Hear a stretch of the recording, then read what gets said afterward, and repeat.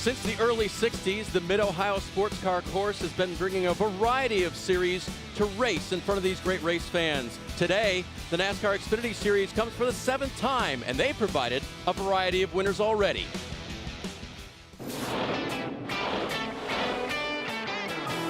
Coming through to take the checker flag. Great job, dude. A.J. Allmendinger. What a difference a week makes for Chris Buescher. He did it. Chris Buescher victorious at Mid-Ohio. As he gives it to Alex Tagliani. Oh, he knocks him out of the way. He sent Alex Tagliani wide. Regan Smith right on the second last corner will win. The accomplished road racer, Justin Marks lead at the front, now 8 seconds. And Justin Marks is going to win at Mid-Ohio. Here comes Sam Hornish. Sam Hornish is going to win at home in Mid-Ohio. He hails from Illinois, but he is loving life in Ohio. Justin Allgaier wins. Will the Xfinity Series make it 7 for 7 today? A lot of signs point to yes as we get ready for 75 laps of action on the Mid-Ohio Sports Car Course in Lexington, Ohio. It's a gorgeous afternoon to go racing. You'd like to be here. We'll try to give you every shot showing you just what a great time it can be to be in Mid-Ohio. And what a great time it is to be in the playoffs. Several drivers are already looking forward to that. On the left-hand side, you see them in yellow if they've won a race. On the right-hand side, the guys in red still trying to get in. And the newest member of the yellow club, he's there in 4th. Austin Cindric won last week for the first time, but in the Xfinity Series for Austin, it hasn't always been easy. The frustration on the mind of Austin Cindric. Austin Cindric barrel rolls. This place will break your heart. I just wish we could have better races. Hard into the wall already. Two of the main contenders. Pretty big hit. Move on. Sideways. That's Austin Cindric. Well, this is definitely not the day he was looking for. Sorry, guys. Not sure what I can do there. Frustrating, difficult, surprising, shocking. Pretty solid contact. Such bad luck. Hate it for that team. Keep fighting and keep going. The Zippo 200 at the Glen. Austin Cindric could today be his day. Austin Cindric now to the back bumper. Pushes him up out of the groove. Take the lead, trying to hang on to the race car. This is the battle for the win. He'll get his first Xfinity Series win. Hell of a job, kid. Hell of a job. What a turnaround for Austin Cindric. The win last week and the pole this week at Mid-Ohio, his 2nd in a row at this great racing venue. We'll see what he can do with the field today. Good afternoon, everyone. Dave Burns with you, along with Parker Kligerman. And Parker, the 22 car was fast in qualifying, 3/10 almost quicker than anybody else. He was, and that win at Watkins Glen was so big for so many reasons. For Austin Cindric, Team Penske, Brian Wilson, they were having a bit of a slide in results there. They didn't feel like they had the momentum they needed going into the playoffs. They felt like that was a race they could have a good run and then get ready for a win at somewhere like here. But to get that win was so big for Austin Cindric and his team because it gives them that momentum in the playoffs. It gives them so much confidence. And now to have the pole going into this race, they're feeling really good. But there's some others out there might be able to contend with them. Yeah, who can go with him? Well, that's on the front row there. Jack Hawksworth, an IndyCar and sports car veteran, a very good road racer, making his first Xfinity Series start. On the front row, he's got a lot of speed. Then behind him, his teammate there, Christopher Bell, one of the big 3. He's had a lot of speed in practice. Doesn't have the confidence in road racing, but definitely is showing a bit of speed there. And then right behind him, one of his big 3 challengers, Cole Custer. We know the confidence he's had on the road courses. He says he enjoys it. He likes this type of racing. He wants to be here. He's shown good speed. And then behind them in 6th, Mr. Road Course ace, NBCSN colleague, A.J. Allmendinger. We know how good he is on the road courses. He was in that great battle with Austin Cindric at Watkins Glen. He's won here back in 2013. You got to feel like if he can get that car a little better, he hasn't been very happy with it, he's going to be a contender for this win. So, Parker, here at Mid-Ohio, let's take those 4 guys. Where are they going to have a shot at passing Austin Cindric? Well, there's just about 3 places around this 2.25-mile course. Turn 1, not really one of them, but it sets you up going down to Turn 2, where there's a great braking zone, a great passing opportunity into what we call the keyhole here. You'll go down to 2nd gear. You can run 2 wide through there. There's some different opinions in the line, but then it shoots down towards our next passing opportunity in Turn 4, the longest braking zone.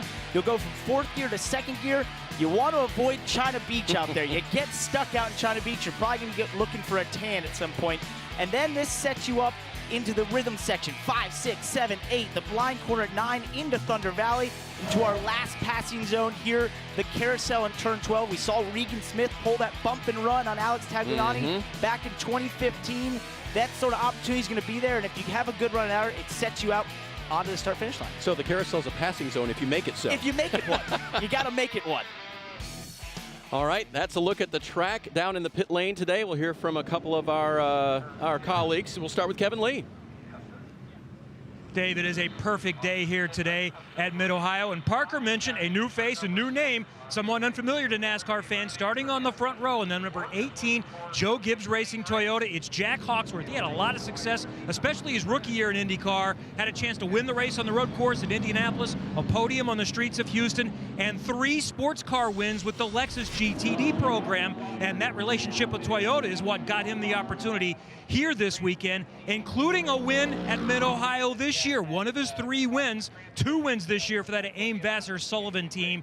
And watch out for the rest of the field, because he says, I actually think I'm better on long runs than short-term pace. He can become the first to win their NASCAR Xfinity debut since Kurt Busch in 2006, who, by the way, already had 14 Cup wins. The only others, we have to go back almost 35 years to get that done, and he's got the pit-out pit location. Now down to Dylan Welch. And Kevin, we've already talked about Austin Cindric scoring that overdue first win in the NASCAR Xfinity Series last week at Watkins Glen, but this week is a new week. It's a different racetrack, but that's a good thing for this 22 team. Austin, of course, dominated this race last year. The 22 car has led the most laps in 4 of the 6 Mid-Ohio races, but they let that win slip through their fingers last year. So they very much feel like this place has their number. They want to try and change that narrative today, and they'll do it from rolling off on the pole. Yep, that was so disappointing for him last year. He'd like to win at Mid-Ohio for a variety of reasons. It would be an emotional one. Today's race breakdown. Parker, let's take a further look. Sure thing. At this 2.25-mile course, 75 laps is the race distance here, 169.35 miles. Stage 1, 20 laps. Stage 2 will be 20 laps. And their final stage, 35 laps. Fuel window, 31 to 33, although with a little caution in there, Dave, you can think that most of these teams are planning a 2-stopper and to go all the way from that second stage to the end of the race. The interesting thing that happened last year was Allgaier got spun late in the 3rd stage, had an opportunity to put on tires. That's what really changed the complexion of this race. No telling what we'll see today. No doubt, and that's something that I don't think a lot of people expected could happen. We don't think of tire wear as being a big issue here. There's not a lot of fall off. A lot of teams telling me today, maybe even less than last year, around a second. So it's not really on offer unless that caution falls right in that final stage to put on that new set of tires. But Austin Cindric and that 22 team used that last week at Watkins Glen to get by AJ Allmendinger. Yes, they did. You see them going on their final pace lap now. Lights are off atop the pace car. They won't start back here. This is where sports cars, Indy cars start at Mid-Ohio and do the restarts. They'll start just coming out of the carousel we showed you on the track map. Very short little spurt to the start-finish line.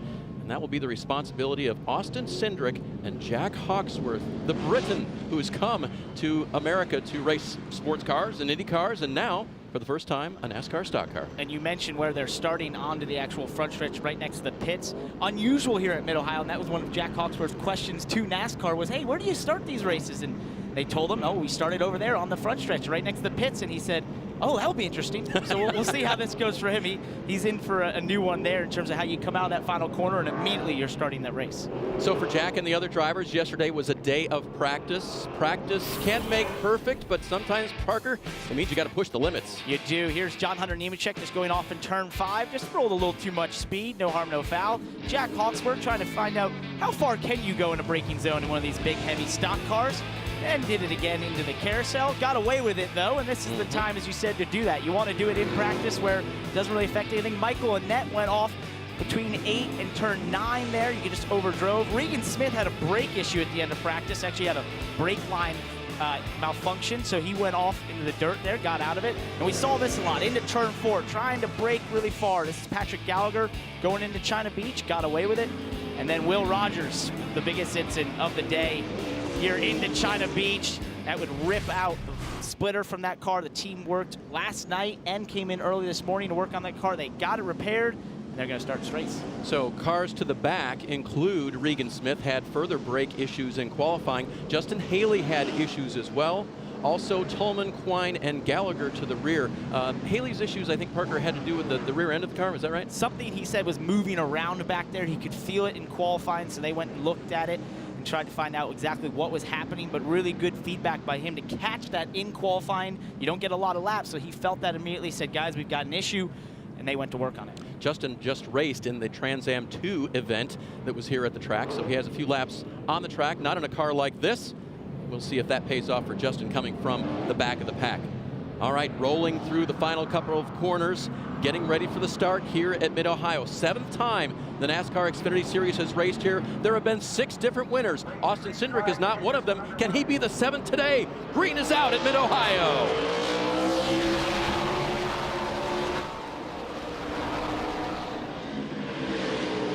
Jack Hawksworth got a little tire spin there on the start right there. First time in a stock car. Probably a little shocked how he put the power down. Cindric breaking away that blue PPG car, clean into turn 2. This is where you got to be really careful on these opening laps. It's easy to bump into people, get a little sideways on the exit. Fairly clean so far.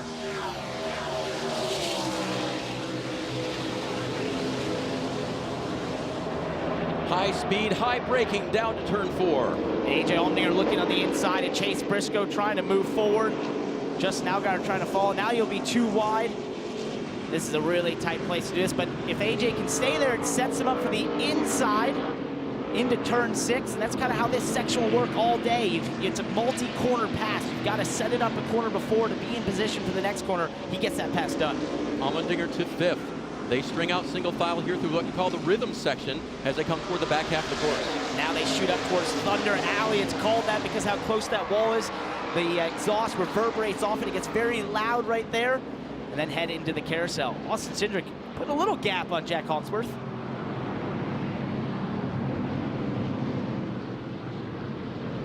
Completing lap number 1, Parker, we look at Hawksworth and all his experience in other cars. What do you think is his greatest challenge today in this Xfinity car? It's going to be about 5, 10, 15 laps from now. Basically the long run, you know, how these cars change over a long run. That's something he's just not going to be used to. These cars change a tremendous amount. They lose braking power. They lose grip as the tires heat up. And you have to be cognizant of that all day and taking care of that race car and taking care of those brakes. And that is something that just you don't experience in other forms of racing the way these cars are set up. So he's been quick, but can he keep up that pace over a long run? That's going to be something that he's just going to have to find out, and hopefully the team can sort of give him good advice on what to do inside that race car, but it means that you need to back up those braking zones and start to really take care of that car early on. Hawksworth has been very good here in the IMSA WeatherTech Sports Car Championship. Pole last year, didn't win the race, his teammate did in a Lexus. This year, he won the race, so he's been to victory lane. Knows how to get there, knows where to park it if he gets the trophy, Parker. He does. Look at Tyler Reddick back here, a regular season points leader right now. He has had a bit of an interesting weekend so far. The road course is self-admittedly not his favorite thing. Had a great qualifying, well, started off bad, but had a great recovery in qualifying. Now he finds himself in a bit of a gaggle of cars here. For him, I think he looks at these races as trying to learn and get through them without the least amount of incident. If he can do those two things, then he's going to feel better coming out of this race. But I think when you look at his qualified performance, it started off a little shaky, but then he was able to put in 2 solid laps at the end, get themselves in the top 12, and that was really impressive. It's exactly what he did last week at Watkins Glen, going into it very truthful about how he felt about it, and then ends up with the top 5. So that's just what he has to do today. That's the key. It's all a building process. It's a learning process. You're putting things in the notebook. You're starting to learn different things that happen on road courses, and that's the great part about NASCAR's Top 3 Series, is that we force you to be a diverse race car driver in terms of all the different tracks we go to, the different things you have to do in these race cars, and road course races, especially in the Xfinity Series, it's just one of those things that you have to be good at if you want to be a champion of this series. The red 7 of Allgaier, he is in 7th. Noah Gragson, the blue and white 9, right behind him. That's trouble for Max Tolman in the 53 to the high side. Then comes Reddick, then Brandon Jones, another driver who was in a Trans Am car this weekend, getting some lapping experience prior to today's race. Traffic is tough here, especially through this section. It's just hard to get out of the way because of the way it constantly flips back and forth. There's no real easy line to get out of the way. Austin Cindric has the best view right now. Very clean out front. He's not driving away per se from Jack Hawksworth. It's only at a little less than a second gap, or around a second. And we think for the leader, Austin Cindric, this will be another fast lap for him with clear vision in front. Just underway at the Mid-Ohio Sports Car Course.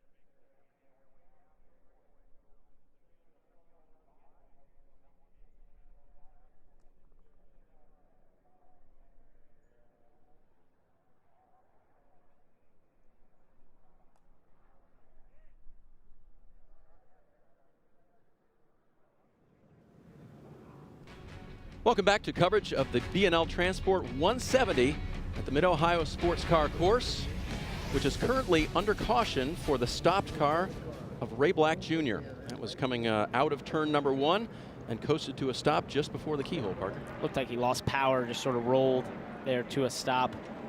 Was not under power at the time. Interesting thing here. Lap 5. You're looking at the laps, aren't you? I'm looking at the laps, and I might need Steve Attard here for this before I delve into all this strategy stuff. But you could pit here and make it to the end of stage 2, which would effectively get your pit stop done for stage 1. You know, the way most of these teams look at this is they were going to come in probably right before the end of this first stage, get that pit, flip the stage, and then go on to the second stage pit there and be done for the race. So this opens up that window. You're in the window to be able to pit now and go all the way to the end of stage 2 and don't have to think about flipping the stage. Kevin told us in the break the buzz was no at the moment, but everything changes. People hold their cards tight, and you never know as the pace car leads them around the backside of the track. And the pits should be open this time. See what happens. Will be interesting.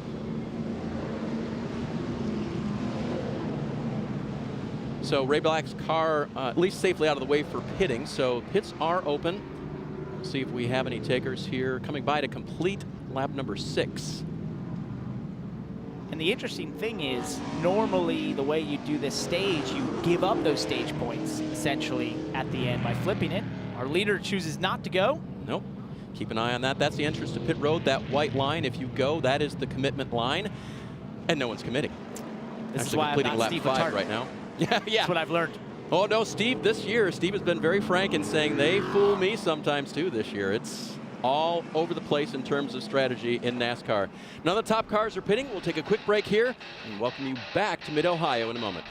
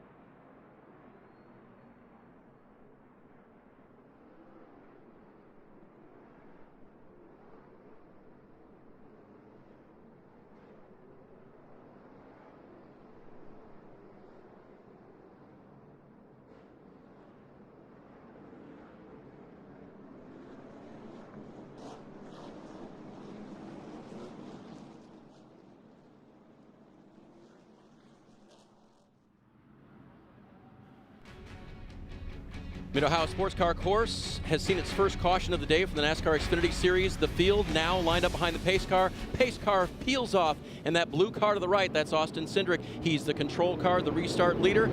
The 18 of Jack Hawksworth to the outside. Will he get a better restart than he had initial start? Oh, yes. Way better that time. Did not spin the tires, stay side by side with Austin Cindric in turn 1.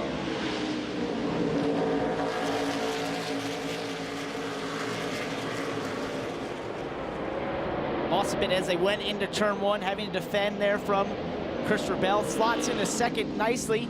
Austin Cindric just had a great run on the preferred line in turn 1, and now they all funnel through turn 2. This can get tight on the exit. All trying to find a space as they go down the high-speed portion of this track toward turn 4. Still side by side, that's Allmendinger and Chase Briscoe. That's how Allmendinger got by Chase earlier in the race. Now he's on the outside. He'll probably stay beside him here and then try to fight him into turn 5. Briscoe in the black and white 98, the winner 2 races ago at Iowa. And he'll have to give way as Allmendinger will have better rhythm through here.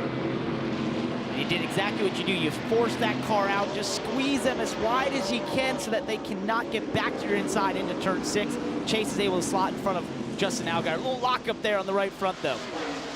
You're working the pedals hard through this race course, Oh, aren't you? yeah. It's a dance all the time inside these cars, constantly around here. Not as many shifts around here as you would think. You're majority of the time in second gear through that whole section, but it's certainly all about using the pedals, using them appropriately. So Briscoe comfortably now behind Allmendinger in 6th place. Justin Allgaier there in 7th in the red car. Taking a look at the back end of that Mustang now. And right as that caution came out, Allmendinger was really close to Cole Custer, was right on his tail. It looked like he was about to get to the inside of him, then the caution was thrown. So if he can get by the 00, I expect him to be able to get towards Christopher Bell and maybe towards our leaders. Only one car came down pit road as you see Regan Smith making a bid for position here. That's on Tommy Joe Martins in the 66. That's him and Justin Haley trying to work their way through the field. Both went to the back after having to fix those cars after qualifying, work on some mechanical issues. Regan Smith was still fighting with the brakes at the end of qualifying. They're moving through handily. He's taking on Will Rogers now. Rogers in the green and white, 86 to the outside. Smith will have the preferred line for a moment. Yeah, and then Rogers gave it to him. Thought better of it there. Realized, yeah, you know what? You're a little faster. I'll just try and slot in behind here. Oh, Tommy Joe Martins gets really loose out of turn 5. Dylan Welch has more on Regan Smith. Well, as you guys alluded to, Dave, I mean, it has been a trying weekend already for this 8 car. Of course, they had some debris that they ran over in practice. The first practice that hurt the underbody of the car. Then they had a little off-road excursion in final practice yesterday. So felt like they got it all out of the way. And then they had this brake issue in qualifying. So it's been a weekend about overcoming adversity. The good thing that Regan has on his side, and this is something his crew chief Taylor Moyer mentioned, that Regan has so much experience. He's driven for so many different teams, has so much knowledge that he can bring just in kind of helping this 8 team improve as a whole, and especially when they have to overcome adversity like this. So if there's any guy that knows what it takes to have to come from the back, it's Regan. He's experienced, he's composed, he's poised, and he's not going to force the issue early on here as he tries to march forward. Great point, Dylan. He was so excited coming into this race, getting this opportunity to come back to Mid-Ohio. You know, sort of doing more TV broadcasting these days, and now gets a chance to jump in this car. You could just see the excitement every time we talked to him, how excited he was to be there, how big smile on his face. And you know what? Sometimes it's fun coming from the back. It lowers the expectation, and now you just get to pass a bunch of cars, which he's doing right now. Regan spent 3 full seasons in the NASCAR Xfinity Series for Junior Motorsports. Happy to find a home back there for a couple of races here in 2019. By the way, you know what that's like to come back and jump in the car after beating the TV booth. Exactly. The leader continues to be Austin Cindric, not far behind it, within sight. Jack Hawksworth in the red, white, and blue 18. His teammate Christopher Bell in the 20 right behind. Austin Cindric, once again, putting a pretty big gap between himself and Jack Hawksworth. Looks like Christopher Bell might be a little quicker than his teammate there. You're able to run that close to someone in front of you. That's where it's sort of a sign that you might have just a little bit more speed, even in that dirty air. One thing you don't want to do is ride behind there too long, because you just start heating up the brakes. You start heating up everything inside that race car, and then you start to lose that performance a little bit. So it's key to get these passes done quickly. If you're that close, try and get that run either out of this corner, here out of turn 2, onto this long straightaway is Jack Hawksworth sliding those tires, chirping them there. But you want to be able to get a little bit run out of here, use that draft effectively, and outbrake them down into turn 4. There are the front 3. Slide back just a little bit, show you 6th place Chase Briscoe, and get an update from Kevin Lee. And he's been trying to hang on to that position and lost a spot at the beginning to A.J. Allmendinger, but has done a nice job holding off Justin Allgaier and has gapped him a little bit. You know, I was chatting with him before he climbed in the car, and it's always interesting with guys that don't come from a road course background, a little bit like Christopher Bell. I'm not very good at this, not very comfortable. Remember, he won on the Roval. Now, granted, that is a little bit different than this natural terrain road course. He finished 6th at Watkins Glen, and the general consensus is that Briscoe just keeps getting better and better. He said, I can find the overall lap. My biggest problem is consistency. I tend to make a mistake at some point as this battle is heating up between the Joe Gibbs Toyotas up front. Indeed, Kevin, that was a little bit of a hello from Christopher Bell in the carousel. He got through there very well compared to Hawksworth. That tells me he's definitely faster. He's trying to say, hey, you're my teammate, I'm faster. Let me through, I'm the experienced one at this. Just a little tap there in the carousel to remind him. Bell, of course, going for the championship. 5 wins on the season. That 18 car has had a variety of drivers, so the Drivers' Championship not at stake here. Here's another look at it. It's very easy to get to that bumper, as Christopher Bell does right there. Maybe he went a little wide when he did it, but then he was able to get right back to the rear bumper of Jack Hawksworth as they went out of turn 1. And the discussion of contact was one of the things that made Hawksworth smile as he was getting ready for this race, Parker. Well, the thing is, I'm watching Hawksworth just sort of overdrive a little bit. I'm seeing him go off the braking zones, and that's so common when someone comes into stock cars for the first time. Is they think the braking power and what you have in those first few runs when everything's cool, that's going to be there the whole time, and it's just not. You have to start backing it up. Dylan. And Parker, to that point exactly, that's something that the crew chief for that 18 car, as you see these two battling for position now for this second spot as Bell looks inside here. That was something that they mentioned was going to be a challenge for Hawksworth. He's used to coming from race cars where they have data, where they can compare that. They can really look at that and kind of determine maybe how hard you're braking, where you need to brake harder. And that's something that's been a challenge for him to overcome this weekend. He doesn't have that data to rely on, so they're trying to make sure that they can extract all the info that they can out of him just on his feedback, but it has been a little bit of a challenge. Saw John Hunter Nemechek lose 10 positions there, back to 23rd with that off-track experience. It's easy to do where he was there. We're seeing Jack Hawksworth start to fall back a little bit into the clutches of Cole Custer, and here's John Hunter. Oh, a little help maybe? Yeah, looks like it. Could potentially help there. Didn't know he was inside. That's a hard place to be side by side. Very, very tight over the blind crest there. It's hard to get the throttle down already when you're by yourself.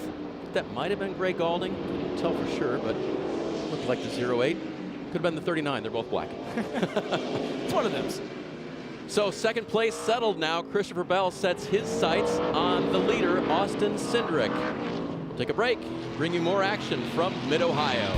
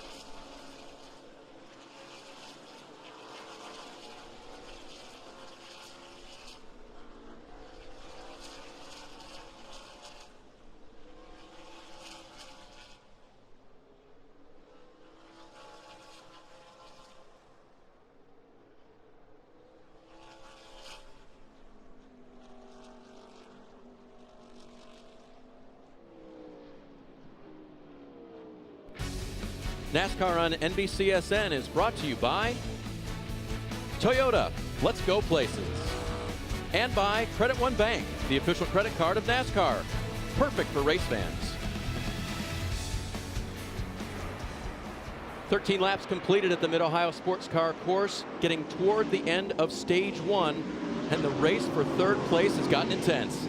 As Jack Hawksworth is trying to hold on for dear life as Cole Custer comes after him here, it just looks like he's starting to lose the speed. We questioned, would he have the speed on the long run? First time in one of these cars, and it's just not quite showing up. He never really did a long run in practice. Real close to the bumper there. Hawksworth knows that move. That was the move that Christopher Bell, his teammate, made on him a couple laps ago. He continues to hold off Cole Custer. Another passing zone opportunity coming up here, Parker. This is where you want to get the run out of turn 1. Now you can set him up going into turn 2. If you've got just a little bit more run, then it's about outbraking. Cole decides not to do it there. Probably try and set it up here out of turn 2. Get a good exit here. He could have Hawksworth at the end of the straightaway, but nice run off for Hawksworth. Very nice. You could get a little draft down this backstretch. You'll get up to 4th gear, but you want to be a little closer than that to be able to make a lunge to the inside. Cole's definitely not close enough that time. Kevin Lee, 14 of 75 down. 20 will be the end of the first stage. What are you hearing strategy-wise? So from talking to crew chiefs and drivers before the race, it's going to be a little bit mixed. The general consensus is if you think you have a chance to win the race, you're definitely going to come in before the pits close a couple laps before the end of the stage. Otherwise, you're going to think about stage points. One, for example, is the points leader overall, but third in the playoff standings as it continues to get feisty for third on track. Tyler Reddick needs some stage points. They didn't collect any at Watkins Glen. So his crew chief, Randall Burnett, said, we want stage points unless it looks like we have a chance to win the race. I think they may be one of those that stays out all the way to the end of the stage and they go banging. Look out, Hawksworth around off the bumper of Custer. So we just learned another valuable lesson. That is, in NASCAR, we have bumpers. Oh, and Custer's over there, too. Huh. And that is, if you're holding someone up, eventually they're going to use it.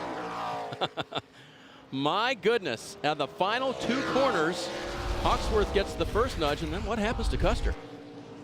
See here, you could tell Cole had gotten a run out of turn 9 into Thunder Valley. He was getting impatient. He bumps into the right rear. Jack Hawksworth, and looks like maybe Cole gets caught there, or just... Here's another look at it. Yep, let's see what happens to Custer first. Hawksworth around in the 18. Cole in the grass. Trying to accelerate in the grass, just loops it around. Boy, that was reminiscent of Watkins Glen last week when he got on the slippery part of the curbs out of turn 1. It's a tough spot, and that grass can be very slippery. It's all off camber. Try to get on it too hard, but that's just close racing, and it's part of what a lesson for Jack Hawksworth. You gotta sometimes know when to give up those positions, give and take. We talk about it all the time, but there's a reason we talk about it in NASCAR, because it's just something that eventually sort of comes back around. If you give a little bit, you can then take later on, and he just wasn't willing to do that right now. Didn't see the bigger picture of the whole race, and ended up getting spun out for, because of the result. You can see the ticker on the top of the screen. That sent Hawksworth back to 11th, Cole Custer back to 15th, as while they were battling for 3rd. Now Cole trying to fight back for that Jack Hawksworth as well. You'd heat up those rear tires a ton, really abuse them. We were so close, as Kevin Lee alluded to, the pit stops and the strategy that's going to occur here. Teams elect to pit before the end of this stage. See what happens there. As up front, Cindric continues to lead. He's led every lap so far. Flip back to 4th here, Parker. Looks like Justin Allgaier's gotten by A.J. Allmendinger. He's getting away from him pretty handily. You know, A.J. wasn't real happy with that car. As we talked to him this weekend, he felt like it was a 5th, 8th place car. Then he went out in the first round of qualifying, was fastest there, and thought, okay, well, I think he was just sort of, you know, setting the expectations low, but definitely early on in this first stage, he's just not quite had the speed. He looked good at the start, but it just hasn't shown up on the long run here and starting to slip back. Now, he didn't do something like crash the NBC car in the simulator this week, did he, prior to this race? No, he avoided that this time. Maybe it was good luck. He went to Watkins Glen and was in position to win that race and had an awesome battle. That's true. That's true. NASCAR America always entertaining when AJ and Parker get together. Today, one's up here, and now your takers on pit lane before they close it for the end of the stage. It will be Christopher Bell, Dylan. And it's been a nice quiet afternoon thus far here in the early goings for Bell. Moved around his teammate up to the second spot and making his first stop today as he hits his marks here. The crew will go around to change right side Goodyears. No complaints from Christopher on the handling of the race car. Been quiet so far. They're making a 4-tire Goodyear change along with Sunoco fuel. Kevin?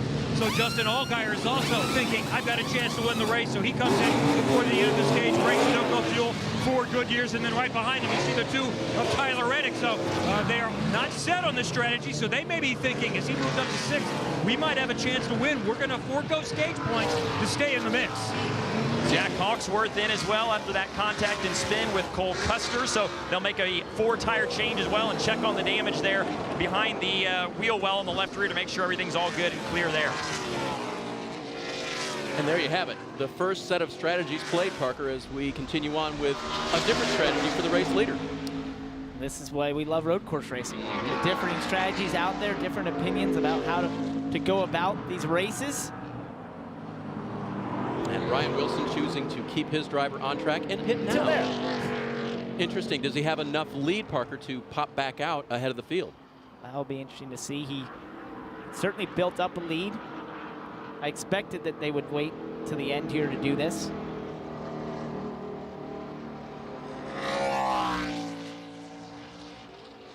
And a late entry there for Cindric as he looked like he almost missed his marks, but hits his marks perfectly here. And they'll jump off the wall and again make a 4-tire change here. Austin quiet on the radio as well. Car has been really strong, so going to try and avenge those demons of last year and finish the job here today.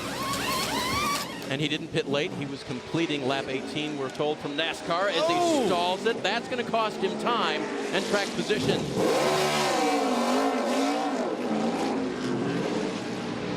See where he blends back in here. So again, most of the leaders came down pit road. And this is where Cindric will rejoin. That's the kind of little mistakes that we've seen out of him in the past. Can't do those. I'm looking at kind of an overhead view, Parker. That's well back in like the top 15, maybe worse. Definitely lost a couple seconds there, which equals a lot of feet on the racetrack. It's those sorts of little mistakes, these little things that add up in these races. You just can't make those. You want to flesh those out by the time you get to playoffs, and that's something this team has really tried to do and they've really focused on this year. This is the leader, Chase Briscoe. He was one of the cars that came down pit road, came back out.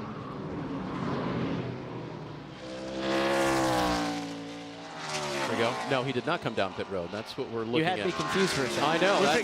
We figured it out, though. So I tell you what, the monitor that I look at when I'm on pit road, different than what I'm looking at here. I could not find the pit column. So therefore, the 98 of Chase Briscoe, along with Noah Gregson, Jeremy Clements, Brandon Jones, Ryan Sieg, Cole Custer, Michael Annett, Lawson Aschenbach, they all have not pitted and stay out front in this race. For Chase Briscoe in this 98 team, bit of stage points on offer. And that's big. And a playoff point, so this is big for them. One playoff point, which will carry through the playoffs for them. Stage points, which will help them try to work their way forward in the regular season championship. Has admitted to not being the most confident on road courses, although he has a win at the Roval. I heard Justin Marks, I saw he tweeted about that experience of trying to chase down Chase Briscoe and said, oh, we've got a car off here. Vinnie Miller off in the 5 car, has it corrected. A little bit of trouble in practice yesterday as well, but that's normal when you practice to make perfect. Vinnie will get it righted. No caution on the track. Final lap in stage 1 from Mid-Ohio. Chase Briscoe is coming through the back part of the course. And we'll cross the start-finish line for the green and white checkered. It'll go to Briscoe. I like that move by this race team. Do something different. They're running right there just outside the top 5. So a stage win for Chase Briscoe. Stayed on the track, has not yet been to pit road. See what they do next for strategy in Mid-Ohio.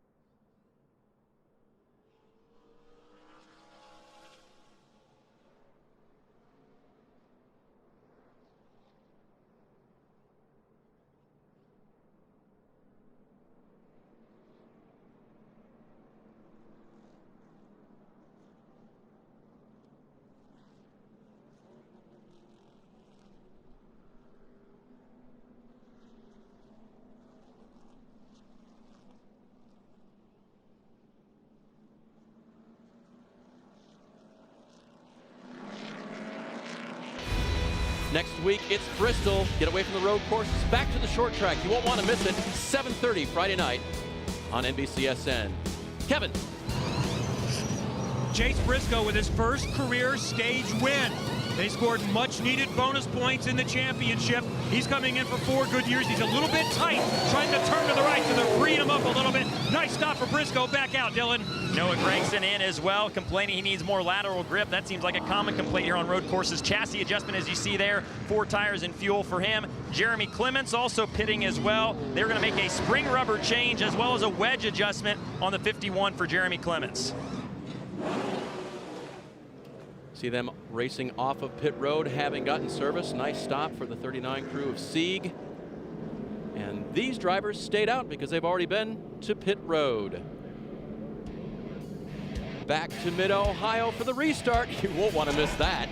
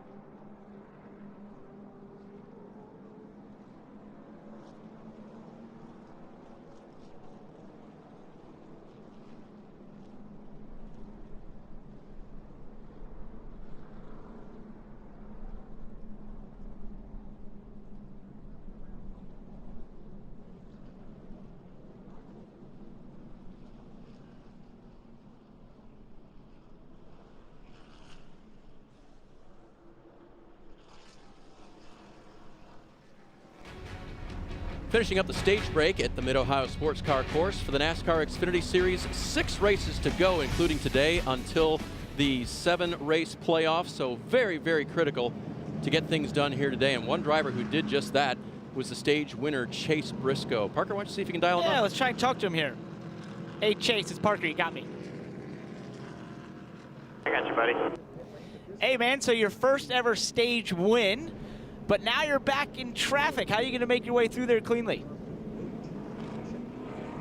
Hopefully with a little luck. You know, these guys have brought me a really good Ford Performance Mustang. So I feel like we have a really good car that has really good forward drive. So I feel like that's going to be pretty big here, being able to work through the field. So we'll find out. Obviously, had a pretty good start so far. Just got to finish this deal off and have a good day. Thanks, bud. Good luck. Thank you. Stage winner Chase Briscoe, he will restart in the 13th position. There is the leader, Christopher Bell. And remember, going to this pit sequence, or the one before the end of the stage, the 22 of Austin Cindric had led every lap, but a slow pit stop, Parker, is what cost them. And it's not even the stop as much as right here. Goes the pole away, stalls the car. Now the team starts pushing. He's trying to refire that car. And it's just those extra couple seconds, even though he had a bit of a gap going on the pit road. Here's Bell, you see, so we'll see the 22 coming out pit lane. There he is, and all the way up here, going into turn 2 already, is Christopher Bell. So he effectively takes the lead from Austin Cindric through that pit stop sequence. I count the driver as part of the pit stop, Parker. Okay, yeah, I'm just checking. I didn't want the crew to get, some flack there that they didn't make. They changed the Goodyear tires. They filled the Sunoco fuel very quickly. The stop was quick. Yeah. It's just the exit wasn't. All right. Getaway. So now Christopher Bell has Cindric right in his mirrors. Meanwhile, trouble for Justin Haley. Dylan? And they were on pit road for an extended period of time under this yellow. They think they maybe have a power steering issue. Justin says it feels okay under caution, but you see them there with the hood up on pit road. They think that they've diagnosed it as a power steering problem. So once they go back green, they may have a better indication if they fix that. But for now, they're going to call that's what the problem is. So they're going to have to try something weird again here. That was the term that the crew chief, Chris Rice, used starting from the back to begin with. To get up front, they're going to have to do something weird. Well, they're at the back again, so we'll see what they've got up their sleeve this time. Dylan, thanks for the update. Parker, a couple of different power steering issues. One is none at all. The other one is intermittent.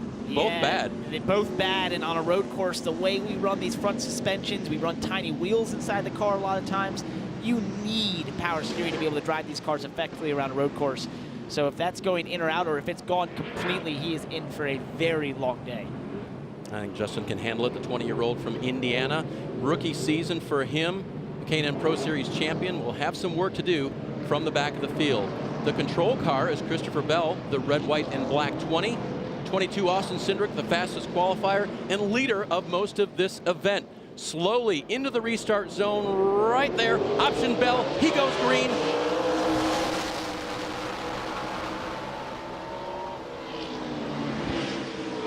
Really good restart for Christopher. Really well executed. Now you look at Justin Allgaier trying to shove A.J. Allmendinger almost off the racetrack there out of turn 1, and they'll go side by side into turn 2. Who is that? Jack Hawksworth going 3 wide. Can he get it done? In the middle is Allmendinger. Oh, little touch there. Wow, that was an impressive move. Okay, who's got it here? Going down into the fastest braking zone, turn 4. He's got a little nose on him. The key will be if Allmendinger's able to stay side by side with him, he'll have the inside lane into turn 5. 2 stubborn drivers, the Californian and the guy from Great Britain, Jack Hawksworth, in his first Xfinity Series start. He prevails now. And Christopher Bell is able to hold off Austin Cindric through the first set of corners here. Austin's hounding him there on his rear bumper.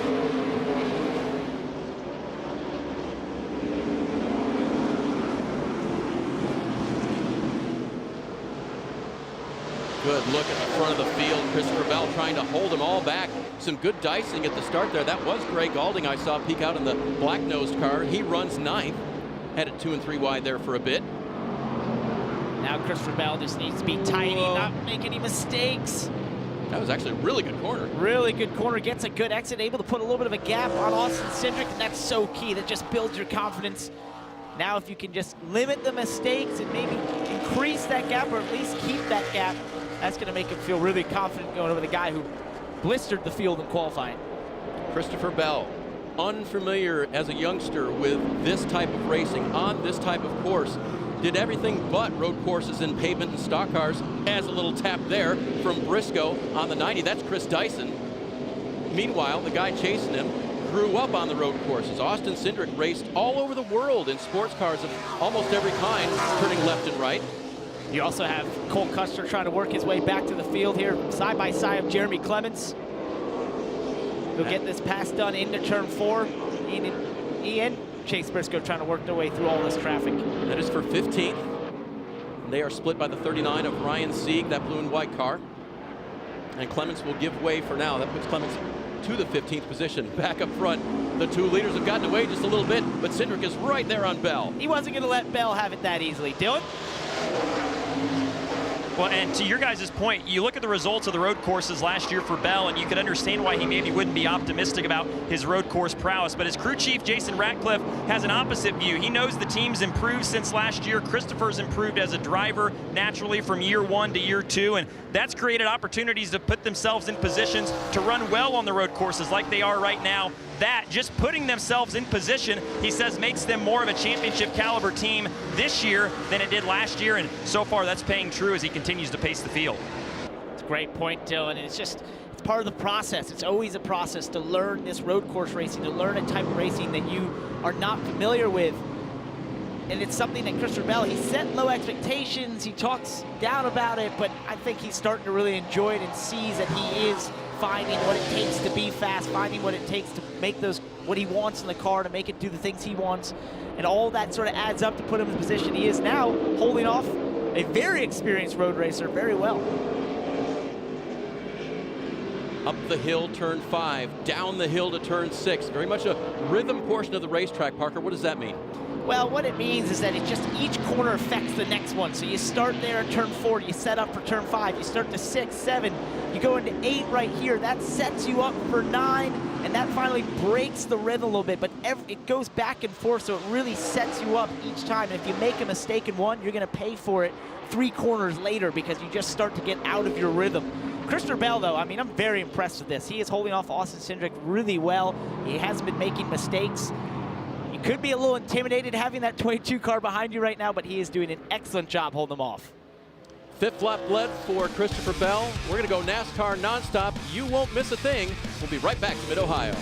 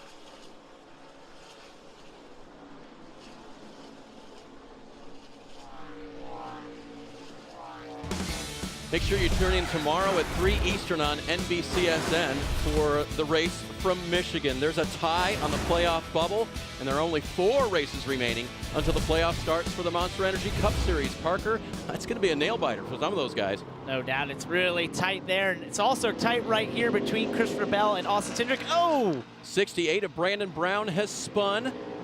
See if he can keep it. Don't get dug in. Go, Brandon. Slow, slow, slow. Yep. Oh, that's beached.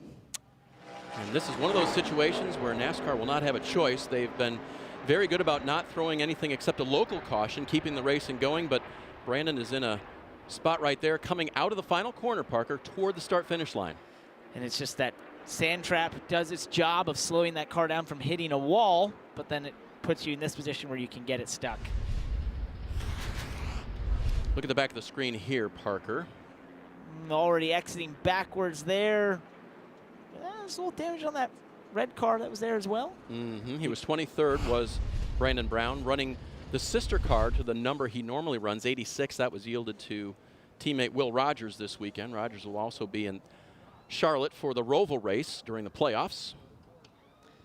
So I think he might have had a little help. Might have caught a little damage on the 01 car there, Stephen Light. Yep. Well, that could be. That could have come from anywhere, but most likely recently around Brandon Brown's car. So Light continues on, running in the 23rd position, now that he's taken it from Brandon Brown. You know what we get to see now? Tell me. Toe strap. If you followed us this weekend, you know that NASCAR allowing a toe strap on these cars has changed the game a little bit.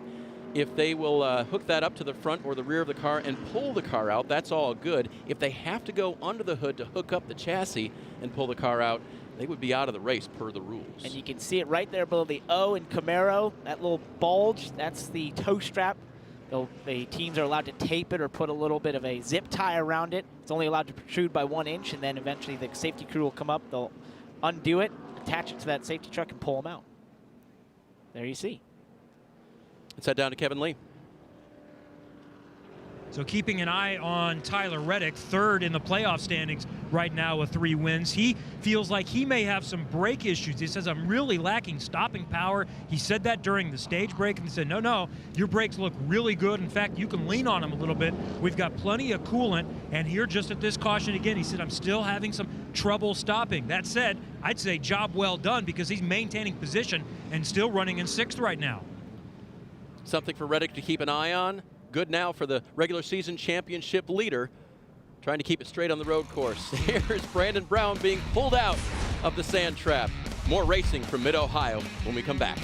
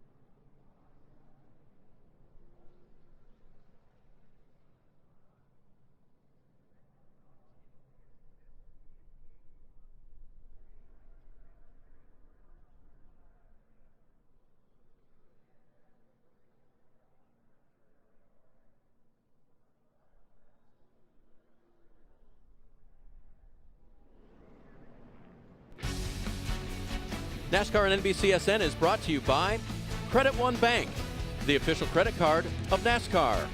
Perfect for race fans. Good look at the crowd today. 330 acres make up the space that Mid-Ohio Sports Car Course is laid out on, and there are all kinds of vistas to watch from, Parker. Yeah, and you get to pop a chair anywhere you want. Set up, no grandstand, just go about wherever you want, find some shade, find a good spot, see multiple corners. And the coolest thing at a road course, walk around. Go to different corners, check them all out. You get to see totally different views of the race course, of the race cars doing different things. That's why I love road course racing. And we're telling you, the weather in Lexington, Ohio is absolutely perfect. Might have reached 80 degrees. It's dry, not too humid, and everyone enjoying a good time out there today. You can see they've had a lot of rain, though. Nice and green in Mid-Ohio. It's optimal weather for me. Yeah. A little hotter, I sweat. Anything lower, I get cold. So I like this. So who's sweating now? Christopher Bell, Parker. How is he holding off Austin Cindric? So the way this is done is it's all about pressure from the front. What I mean by that is it means looking outside the windshield. Do not look at that mirror. He was doing such a good job of not making mistakes, not locking tires, not giving Austin Cindric any sort of opportunity to get his nose beside him. And you do that because you have spotters around here. You've got 4 spotters and 5 if you include the crew chief on the front stretch. So they will tell you if he gets there. So just focus on your job. Do what you know to do as a race car driver. Hit your marks and let whatever Austin does behind you happen. And that's what he was doing in that run there and was able to hold him off and under some immense pressure. Dylan. Well, potentially a small issue here on the 22 for Austin Cindric. They're keeping their eye on an electrical spark or an electrical kind of stutter that occasionally happens when Austin's in 4th gear. So they're telling him to leave the brake fans off. That seems to help in keeping eyes on the voltage as well. But if it turns into something maybe worse, that's going to obviously be a bigger concern. But not too much worry right now in the 22 camp. The good news is they still feel like they're better than the 20 car. So we'll see what he can do on this restart. Parker, if you're told that, what's your reaction behind the wheel? And that's an interesting one, considering that you wouldn't assume being in a gear has anything to do with the electronics. You know, it could be a wire that's being moved around, but we'll have to see if it progresses any further. Christopher Bell will have the option on when to start within the restart zone, which comes up right about here. The field slowing, and now Bell takes off. A good restart for Christopher again. Really big jump there. Mad dash behind him. Oh, we got Chris Dyson's got his front smashed up there. Probably a checkup on the restart. And straight off the course, as he's had heavy contact in the Mario Goslin 90 car. This was Dyson's debut. Obviously his dad, Rob, a legend in sports cars. Chris is racing for the Trans Am Series Championship and finished 2nd earlier today on this very course. And now the caution comes out around the course for his stopped and wrecked race car. Jack Hawksworth was making a good run at Austin Cindric. So a lot of times this happens here because of where the start-finish line is at this racetrack. You have turn 12 in the 13. It can get very congested further back in the pack. There could be a lot of checking up. Guys that spin tires as they're trying to get back on the throttle out of that final corner when the race restarts. So we'll have to see if we've got a view of it. Look far back in the there. back. Screen right. Oh! Got into Cole Custer. Yeah, so he was actually on the straightaway. Oh. Heavy damage to Dyson's car, and couldn't quite tell if Cole Custer had gotten a good start or the car in front of him. And it's tough when you're there in the pack because you can't move out of line. You've got to stay in line, and this being his first NASCAR start, it's a lot of cars around you, and you can't really see a lot of things, so you're sort of judging off the cars in front of you, and a lot of the teams will use the crew chief. Let's look at the damage on the 00. They'll use the crew chief kind of as a spotter on the front stretch. They'll also call the green. It looks like he gets away with not much damage there on the 00. It's a lot like the back of Kyle Busch's car at Watkins Glen last Sunday. Not a whole lot affected there. Nope. All right, Chris Dyson, unfortunate end to his day. We'll take a quick break here and be back with the restart in Mid-Ohio.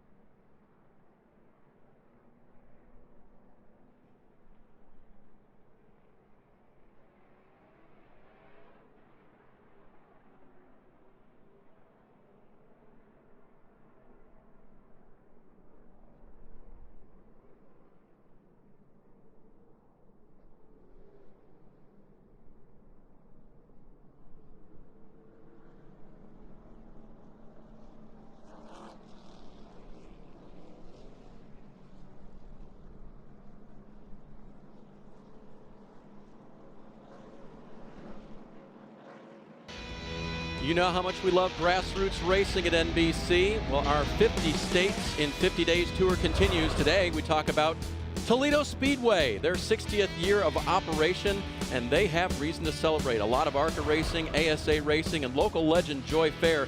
They say 97 late model victories. And that man was 6'4", 225. Quite a force out of the car and in the car as well. NASCAR Hall of Famers have raced there. Legends like Dick Trickle, Bob Sineker, Ed Howe. And then recently, these guys, Keselowski's have raced there. Chris Buescher, Allgaier, even Parker Kligerman with a trophy in your hands. Yes. How much fun was that? It's my first ever win in a stock car. I beat Paul Menard, Ken Schrader on late race restarts. Went 110 laps on a set of tires to win that one. It was a big day in my career, big day overall, day I'll never forget. Make sure you get out to your local short track. Use the hashtag MyTrackMyRoots. Talk to some people there. Tell us a story. Share it on social media. Chris Dyson's going to have a story to tell, and it's not going to be a happy one. The restart that he just experienced was epic in a bad way. He'll be on the right-hand side there, about the 6th or 7th car back, Parker. Right behind the 00 there of Cole Custer. See, he's coming out of the corner, which gets a bit of separation in the field. He uses that, and then there's a bit of a checkup behind, maybe behind Regan Smith in the 8, and he has that head of steam from that separation from the corner.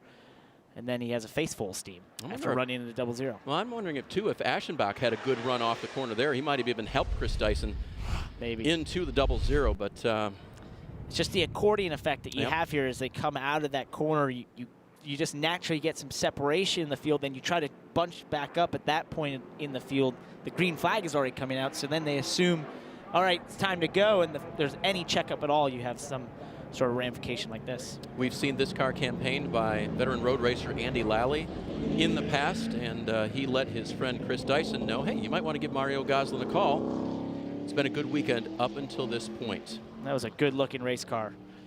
Loved the look of that thing. Was a big fan of his family's team in the sports car days in the early 2000s, late 90s. Here's the restart zone, Parker. Those double yellow red lines to the left, vertically on the wall, and then the single one to the right. That's the amount of time that Christopher can choose to go anytime in there. And that time he waited a little bit longer than he did the first start that he had. So, you know, maybe the field was trying to anticipate that a little bit. You start to try and figure out and sort of sense, but as I said, a lot of the teams using their crew chiefs to call the green down here. They're not using a spotter. They're using their crew chief as the spotter down on the front stretch, and then they'll call the green, and then it goes to the spotter that's in turn 2 after that. Cleaning up the liquid that came out of Chris Dyson's car. As a public service, we want to help you plan your Sunday. So make sure you turn into NASCAR America pre-race at 2 and leave it locked on to NBCSN. The race will get going about 3 o'clock. A lot of interviews with different drivers, post-race coverage, and victory lap to follow. And Parker, 7-time, is having a little trouble there down near the cut line right now in a numerical tie with Ryan Newman, although he does have the tiebreaker, a better finish this year at Daytona. There's how the numbers look. Yeah, I could have helped him out if I could have just got by Newman at Watkins Glen in the last 22 laps, but Newman's hard to pass. So I've heard that. Sorry, Jimmy, I couldn't help you. I thought it was cooler for everyone else and all the fans out there to be tied anyway, so I gave him 25th place and took 26th, and he's now tied. Boyer's not free and clear either, just 12 above the cut line. That's tomorrow. Today, we'll come back to Mid-Ohio and race.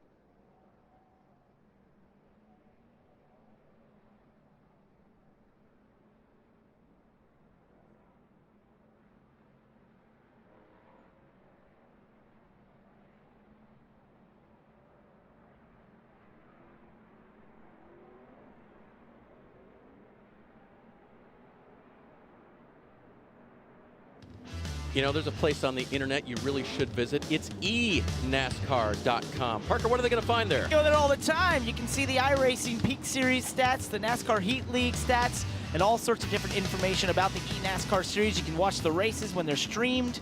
And we do them on NASCAR America as well. The All-Star race we had at Iowa was awesome. We got another one coming up soon. That was fun. Where'd you finish? Well, let's not talk about that. Back to the race, right? Easy for me to say. I wasn't even entered.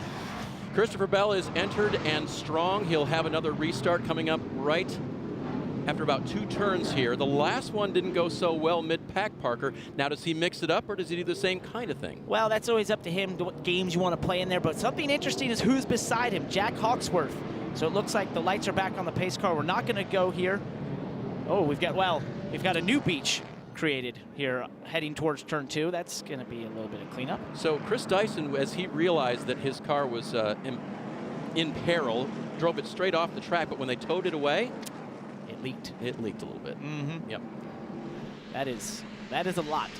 Saw some of the drivers under caution trying in turn 1, which is a high speed area where there was a little fluid, trying to run the speedy dry off. Hopefully, if you are viewing the race down near the keyhole, you may want to get your goggles out. They're running through a beach right here. Oh my goodness. Into turn 1. Oh my. So a lot of fluid laid down from damaged race car. And we've told you before what a great place this has been for NASCAR. Since 2013, they've been coming here, and they've had a variety of winners, Parker. AJ Allmendinger was the first. I was in that race. Really wanted to beat him. I didn't. Chris Buescher had some great fuel strategy to win in 2014.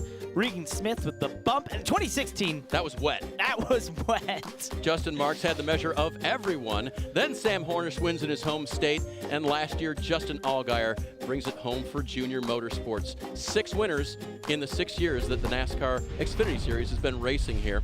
And we have seen just about everything. And we have, but there's one car amongst that whole replay there of looking at all those races that seems to be consistently involved, and that is the 22 car. They've never finished worse than 5th.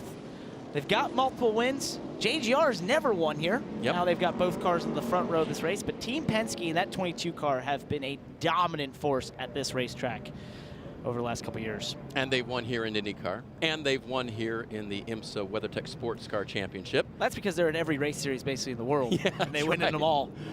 And Austin Cindric is the lucky guy that gets to drive that 22, and he has become a good one. We showed you at the top of the show how troublesome last year was. A lot of excellent runs for him that got sidelined with wrecks or mechanicals, and he was able to bring it all around, have a consistent year up until last week, and finally take it to victory lane. We look at some of the stats they've had. I mean, it's just been amazing what they've done on the road courses. But Austin Cindric, he's the right man for the job in that 22 car because he is a great road racer himself. Raced against him a couple times on road courses. Always impressed by his speed and was not surprised to see him get his first win there. Dylan? Just following up on that electrical concern that they had, they've told Austin that everything he's saying leads the team to believe that it's okay for him to run the brake fans. Again, they told him not to run those just a few laps ago because that seemed to help cure the problem. They've gone back on that now. They can run the brake fans because they're not concerned about the alternator being an issue anymore. So seems to be improving under the hood, at least, of the 22 car. Kevin? None of the front runners came in during these last couple of cautions, but one that's a contender and started in the top 10. Brandon Jones was running back in the top 20, hadn't been able to make his way up after the end of the first stage, so they went ahead and came in. They were about 31st up to 25th, and if there's enough caution, Brandon Jones might be able to make it home the rest of the way. How about that for a strategy play? Lap 33 to the end, which is 75, needs those yellow flag laps, which count about twice as much as the green flag laps, which they resume right now with Christopher Bell taking the flag. He switched it up, went really early that time in the box. Oh, look at all this speed dry. Definitely slippery for a lot of these drivers. Now it's going to be hard to see for the ones that run back in the pack as they head towards turn 2. They're still too wide behind leader Christopher Bell. Hawksworth to the left, to the right. Austin Cindric, they're so close. Oh, really sideways. Oh, around goes Justin Allgaier. Gets clipped just a little bit, and now spun is Noah Gregson. Oh, no, oh. And Scott Heckert ran into him. That's a tough place to be. We've got another car involved. David Starr with a little bit of contact. Can't see in all the dust who's sitting there, but Noah Gregson, back bumper cover torn off that car. Oof. And that got to be a bit of a mess. And we're still green, but I think that's going to end here soon with all that debris there. Jack Shed everywhere. Gets to the lead amongst all that. In the meantime. Now we have the caution. And that's Aaron Quine in the 74. He was the other car involved there at the exit of the keyhole. And then down towards turn 3, something else happened. I think some cars shedded some more parts. So here we go off the turn 2. We see all that speedy drive. Guys are struggling for grip. Justin Allgaier gets spun or just spins out. Then the 9 of Noah Gragson trying to avoid him. Gets hit by his teammate there, Regan Smith, because they were all sliding about trying to avoid the 7. And then Scott Heckert ran into the 9. Wow, yeah, that may have been just Justin on his own. I thought the 2 had gotten into him, but that was pretty close to being clean. There you see Scott Heckert run into Gregson. Brandon Jones going through the dirt. Just talked about Jones and his strategy. Here is the pass for the lead. Hawksworth down in turn 4. He had just outbroke Christopher Bell. Great move by Jack Hawksworth in his first ever Xfinity Series start. First time in a stock car. It's impressive. Bell wonders if he still had the lead when the caution came out. Someone's going to need that. Yep. I'd say this is off. Looks like off of a Johnny Davis car, maybe, but which one? No. Possibly David Starr, although he has black rims, at least on the left side. There it is. Stephen Light in the 01. We have, this is a yard sale, basically, of race car parts. I want to go pick up what's yours. Yeah. Take it back to the shop. Some souvenirs. Yeah, we saw Starr get a little bit. I thought he got a piece of Allgaier on the way through and may have flattened a tire there. There's Quine's car. Making a start here for Mike Harmon. Noah Gregson's team looking at that damage. Gregson drove a damaged race car to a top 5 at Iowa. This is going to be a little tougher. Kevin. So Justin Allgaier said he just simply spun in oil down there. He didn't get into anybody, just couldn't hang on to it. Now keep in mind, he spun and won last year. He said last year, up until the last 20 laps, it was fairly miserable, and he just wanted it to end. But after they had that spin, they took a late stop, got fresh Goodyears, came back, drove through the field, and won the race. Not saying that'll happen again, but it's far from done yet. All that debris is going to slow things down a little bit here, and you notice on the upper right, 3 to go in the stage. NASCAR would like to end this stage under green, but they might be a little handcuffed here. This is going to be tough to clean up in time. If we think about most of the teams who have been looking to pit under this stage 2 caution, we know that, as Kevin alerted us to, Brandon Jones' team filled up on that last one. This is the caution laps they would want. If they hadn't gotten damaged there in the back. I think he got away with it. Yeah, well, that's some pretty good contact. We'll see when they come back around. It wasn't anything like Gregson's car. That's a lot of damage. You look at that right front, that's so important. You look at the brake ducts, the ducting into the radiator. That's going to be the stuff there that's really going to hurt them. So they made it through all of the cleanup speedy dry, Parker, that was through turn 1 and all the way down to the keyhole, and it wasn't until they got to that very tight portion of the racetrack that everything broke loose. It was grip for Allgaier and traction that broke loose for him, and then mayhem broke loose amongst the field. They're trying to avoid him, and it's just a product of being so bunched up on a restart. There's not a lot of grip. You saw even the leader sliding around. The racetrack did the best job they could cleaning it up, but you're going to have all that stuff stick to the tires. It's just not going to be the same grip level, and you're also trying to jockey for position. You're trying to outbrake each other, roll speed, and you're all so tight and packed together. This wouldn't be good down into China Beach, turn 4. Careful, Noah. They might have more speedy driving. They might run out of it at this rate. So NASCAR is telling us that the stage is going to end under caution because of the length of the cleanup.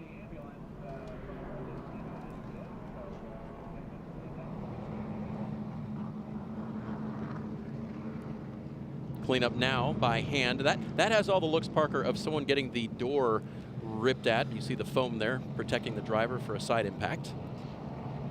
Exactly, that's where those come from. A lot of times when the doors get peeled back, that will shed amongst the racetrack.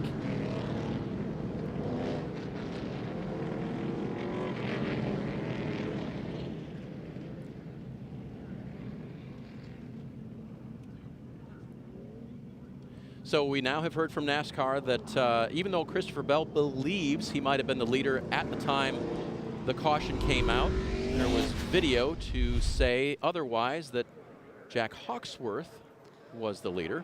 It might have been by just a nose, Parker. Here's the pass, but it really matters at what point and where were they compared to where the video is and the timing, scoring lines at the point of caution. And apparently NASCAR believes that the 18 had it, even though the 20 put himself in the lead at some point here as the caution came out. Which I would too if I was Christopher Bell. Yeah, hey, you're gonna fight for that lead, whether Exactly it's under right. green or yellow. Big wreck coming out of the keyhole. That has caused the end of the stage. The winner will be that second car, the red, white, and blue 18, Jack Hawksworth.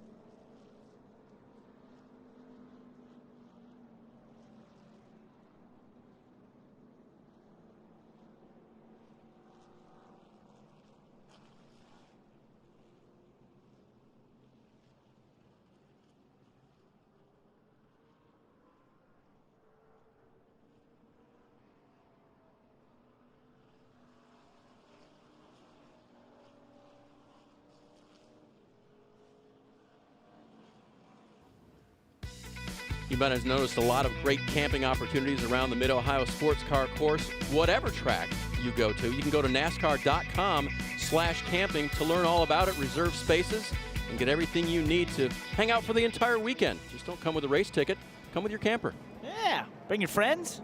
It's a great Bring a lot time. of friends, that's right. Let them buy the make new beer. friends. Let them buy the beer. Exactly. That's the best kind of friend. They're having a good time right now under caution, though, for a big accident. You saw the 0-1 of Stephen Light. His car was destroyed on the back half of that car. Missing a wheel, actually ripped the whole left rear suspension out of it. That's a lot of damage. Now they have reset the field. Just to be clear, NASCAR's procedures when coming to the end of a stage, because points are involved, they go to video instead of the scoring loops on the racetrack. So by the video, at the time of the caution, Jack Hawksworth was the leader, and that is why he is the Stage 2 winner. Do you know that's Jack Hawksworth's first stage win of his career? You don't say. In his first start. I know, I know. Not many drivers can say that. You know, there was a lot of people that think very highly of this young man in terms of his ability, and yeah, he's got a 50% win rate in the stages. Joe over in stats, he was not impressed. Exactly. He says, he's only 1 for 2. No. So Hawksworth making the quick decision this week after the request of Toyota and Lexus to come be part of the family here and jump in the 18, which had a change in the middle of the week. He said yes. He has had a smile on his face all weekend, knew it would be a challenge, and now he is the winner of Stage 2. And they do think very highly of him. He does a lot of work with simulators there, TRD. You hear his name mentioned a lot at my times in the simulator and up at TRD, and cool to see him have this opportunity and excel doing it. I wondered if he would have that long run pace. We saw him struggle in that first stage, but once you got those newer tires on, got a little bit of a reset, it seems like he's really come to life, starting to figure this out. Jack's a lot of fun. He's recently gotten into dirt bikes. His dad was into them, and as part of his workout routine has found that that is beneficial to him. And so one of the things that he adds to his 28-year-old life now, including stacking up trophies. 2-time winner in the IMSA WeatherTech Sports Car Championship this year in the GTD class for Aim Vassar Sullivan Racing, and now trying to make a unique experience today at Mid-Ohio. Trophies are key for a race car driver. Tell me, what's so special? Kind of means you've done your job well. Exactly right. You've won the race. No race win here. He will see the green and white checkered flag. This will end stage 2 as he crosses the line. And then the next time around, they'll have the opportunity to pit. And with 35 to go next time by, that would be probably pretty good time, Parker, to fill up for the last time today. Exactly. So you could pit here. You can go all the way to the end from this stage. All right, we'll come back for pit stops. There's Jack Hawksworth. He's now a stage winner.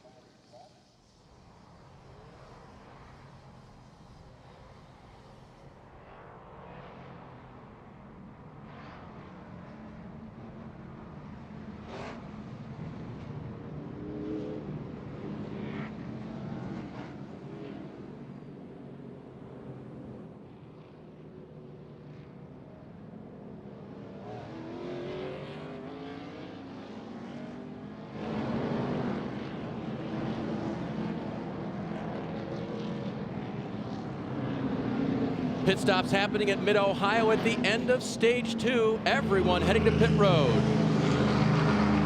And keep an eye also that Chase Briscoe pitted right before the end of the stage, so he's going to be able to stay out and cycle up. Our stage 1 winner, the regular season points leader, Tyler Reddick, has raced his way up to 4th. 4 good years in Sunoco fuel, Dylan.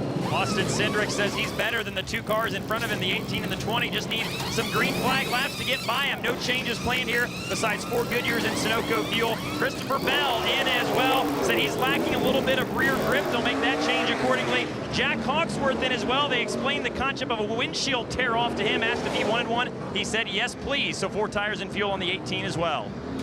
And a big shakeup as Hawksworth will fall back. You see Michael Annett, no tires changed on that race car. Same for Brandon Jones. What do you think of that? That's an interesting one. I was told by many people basically that there was not a lot of tire wear, that they could go fairly far on these tires and not see a lot of fall off, maybe a second over a whole run. So it's definitely possible to do that and steal some track position essentially. Kevin? Keep in mind, we mentioned earlier, Brandon Jones had just pitted, so I think he's only done about 2 or 3 green flag corners on this set of Goodyear, so he didn't need them, but he comes in there. They were maybe thinking about gambling the rest of the way. Now he's back on even strategy. So he missed the chance to cycle up a little further to the front, but now he knows he can make it home on fuel. It's a great point, Kevin. Those cars that didn't take tires really didn't run a lot of laps under green, so you don't really need the tires and get that free track position like we saw the one of Michael Annett do. Under caution now, awaiting the start of the final stage at Mid-Ohio. Sorting out who the leader is here. Josh Williams, Timmy Hill, Brandon Brown, BJ McLeod, Ray Black, Lawson Aschenbach, Noah Gregson. They all stayed out, as well as Scott Heckert. You think Michael Annett was the first one off of pit road. Hey, Dave. Go ahead. You know what we should do? Call somebody up? Let's talk to someone. How about your brother? Yeah, my buddy there, AJ Omni. Let's see if we can get him on the radio here. Hey, AJ, it's Parker Kligerman in the NBCSN booth. You got me? I got you. Are you excited to talk to me? Say it again. Are you excited to talk to me? We're going green, so not really. Of course not. We'll let you get to it. Good luck, bud. Just a few corners left before they see that green flag again, so we'll let AJ get back to work. And the ongoing back and forth. His first answer to you was really like I expected. Yeah. Yeah. Well, I thought we had a little bit more time there, but we ran out with it going green. I was gonna mess him a little bit, but we'll let him get to work. Okay, so front of the field, the pace car has collected Josh Williams and Timmy Hill. Hill is on the outside there, the left, the black and gold car. That's Josh Williams to the right in the white 36. They'll be the restart leaders for the final stage. Oh, Noah Gregson gets really aggressive there. This is gonna be really interesting. A lot of these faster cars trying to make their way through this traffic.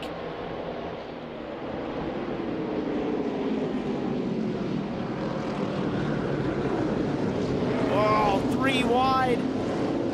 All deep in the pack. So many quick cars. They're gonna do it. Now funneling down, a fast whip to the right. Again, the top 5 cars stayed out. That is why the front of the field looked a little bit different. And now Gregson flying through in the 9 car, taking the lead from Josh Williams. You can see how hard it is to see. Oh, Regan Smith getting into Justin Allgaier there. They were 3 wide with Jack Hawksworth. Now they're really going to bottle up here into turn 5. We've got a car off. It's Williams. And now we're being told that the 9 of Noah Gregson, the current leader, and the 4 of Lawson Aschenbach did not take their proper line on the restart, Parker. They're going to be penalized with a pass-through penalty. This is craziness. It is. We got so much going on here. Meanwhile, Christopher Bell going off the course there a little bit. Justin Haley fighting to his outside. And there's Gregson way out in front, but he'll have to serve a pass-through. Michael Annett, the first car off of pit road in contact. They're still getting together. And there goes Aschenbach taking his pass-through penalty, and Noah Gregson as well. So I think the real winner in all this is going to be Austin Cindric, who's got a bit of cars between himself and Bell. And now AJ Allmendinger as well, right there behind Tyler Reddick and Brandon Jones. The leader is the black car, the gold number 1. That's Michael Annett. Here comes Cindric in the 22.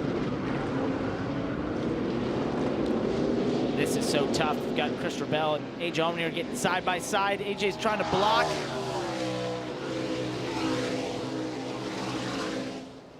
Now they're side by side into turn 4. Comes Cindric on those 4 fresh tires. Remember, Annett did not change tires on that last stop. Brandon Brown getting sideways in the 68 there. Oh, he gets into the 20. And Allmendinger trying to go around the high side. Hang on. Just enough track there to make it work. AJ slams his way by Brandon Brown. This is when you got to put those elbows out. You got to muscle your way through like they are. Justin Haley trying to follow through there. Jack Hawksworth behind him. Chase Briscoe. Road course racing in NASCAR is one of those don't say it's over until the end of the day, right, Parker? Some of these drivers were off course earlier, being pulled out of the gravel traps, and now they're racing for position. It's just the way the strategies work. There's so much opportunity to flip the field and have different strategies and ways to steal track position, especially when you get as many cautions as we've had. So it puts you in a position to kind of take advantage of some of those things. And like you said, you just never give up. You can't, because there's so much opportunity to suddenly have the race come back to you. Don't get frustrated. Keep driving. Keep going for positions like this. 3 wide into the keyhole. On the left, it's Christopher Bell. He gets through. Nice pass. Well executed. Sets his sights on Michael Annett now.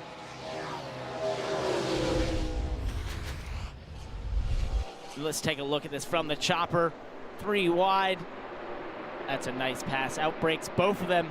Doesn't go too deep into the braking zone. Hugs the inside perfectly. That's textbook right there. Hey, from a guy who said he's not a road racer. Doing a pretty good job.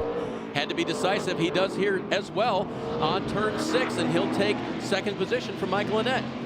That was a really good move right there. Almost spooked Michael Annett a little bit in an area that you don't normally get the opportunity to make a pass.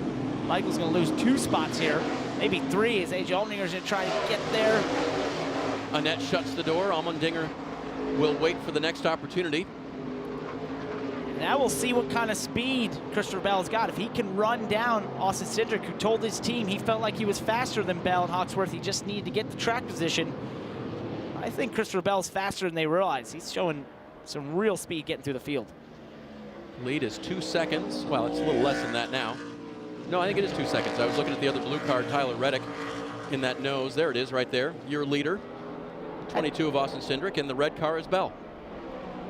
Now we get to see what they have mano a mano, both in clean air. Justin Haley making a move on Brandon Jones. Brandon Jones' car looks like it's been through a bit of a war here. They've used some strategy to steal track position, but now he's doing the best job he can to hang on to it. He's gone from bad to worse for Lawson Aschenbach. He sped on pit road when he was doing his pass-through. That will send him back around to make that move one more time.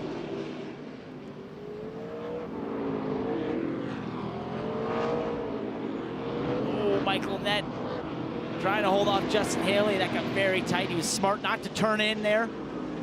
He would have turned in if he wasn't there, but he felt like it was a chance he could get there. Michael Annett certainly disadvantaged by not changing tires. He was one of a couple who did not, Kevin. But he's not that bad off. Like Brandon Jones, he came in during one of the cautions right before the end of stage 2, lap 37, so not a whole lot of use on these Goodyears. He started 21st, so just running up in the top 5 or 10 is going to be considered a win for them, and he's really trying to hold off Justin Haley right now. Right, that's when he got his tires on 37, and then it pitted to top off the fuel there on 41. It fell into their hands. They didn't have to put tires on so they could get that track position. Same thing for Brennan Jones. Here comes Jones, looking to the inside, does not make the move. And Jack Hawksworth, who lost positions on pit road, getting those 4 fresh tires. The red, white, and blue 18 behind Jones.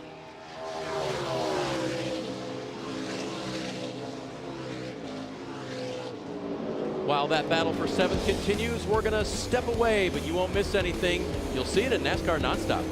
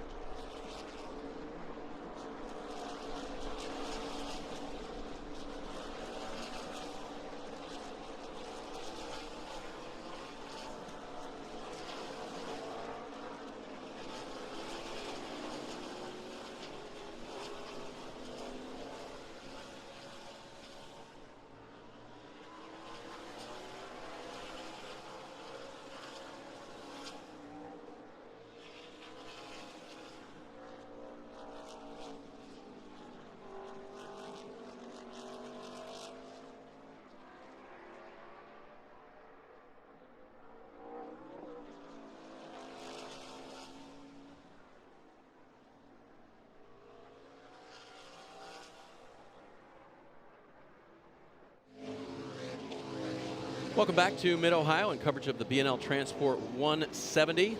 Actually go 169.5 today officially. They may go to overtime. Never know about that. Glad you've been with us all day long from Lexington, Ohio. You saw Cole Custer in NASCAR Nonstop setting up that pass on Michael Annett. That was for 7th. Here comes Annett's teammate, Justin Allgaier, in the red 7. He'll get him too. Wasn't that the car that just spun out a little bit ago? Yeah.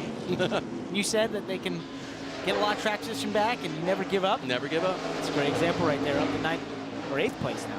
Justin Allgaier, one of 3 drivers in the field today, trying to become the first repeat winner at Mid-Ohio.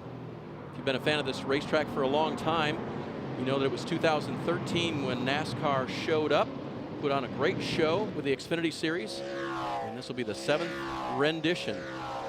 They first ran 90 laps, or 94 when they went to overtime. It was long. That was a long race, right?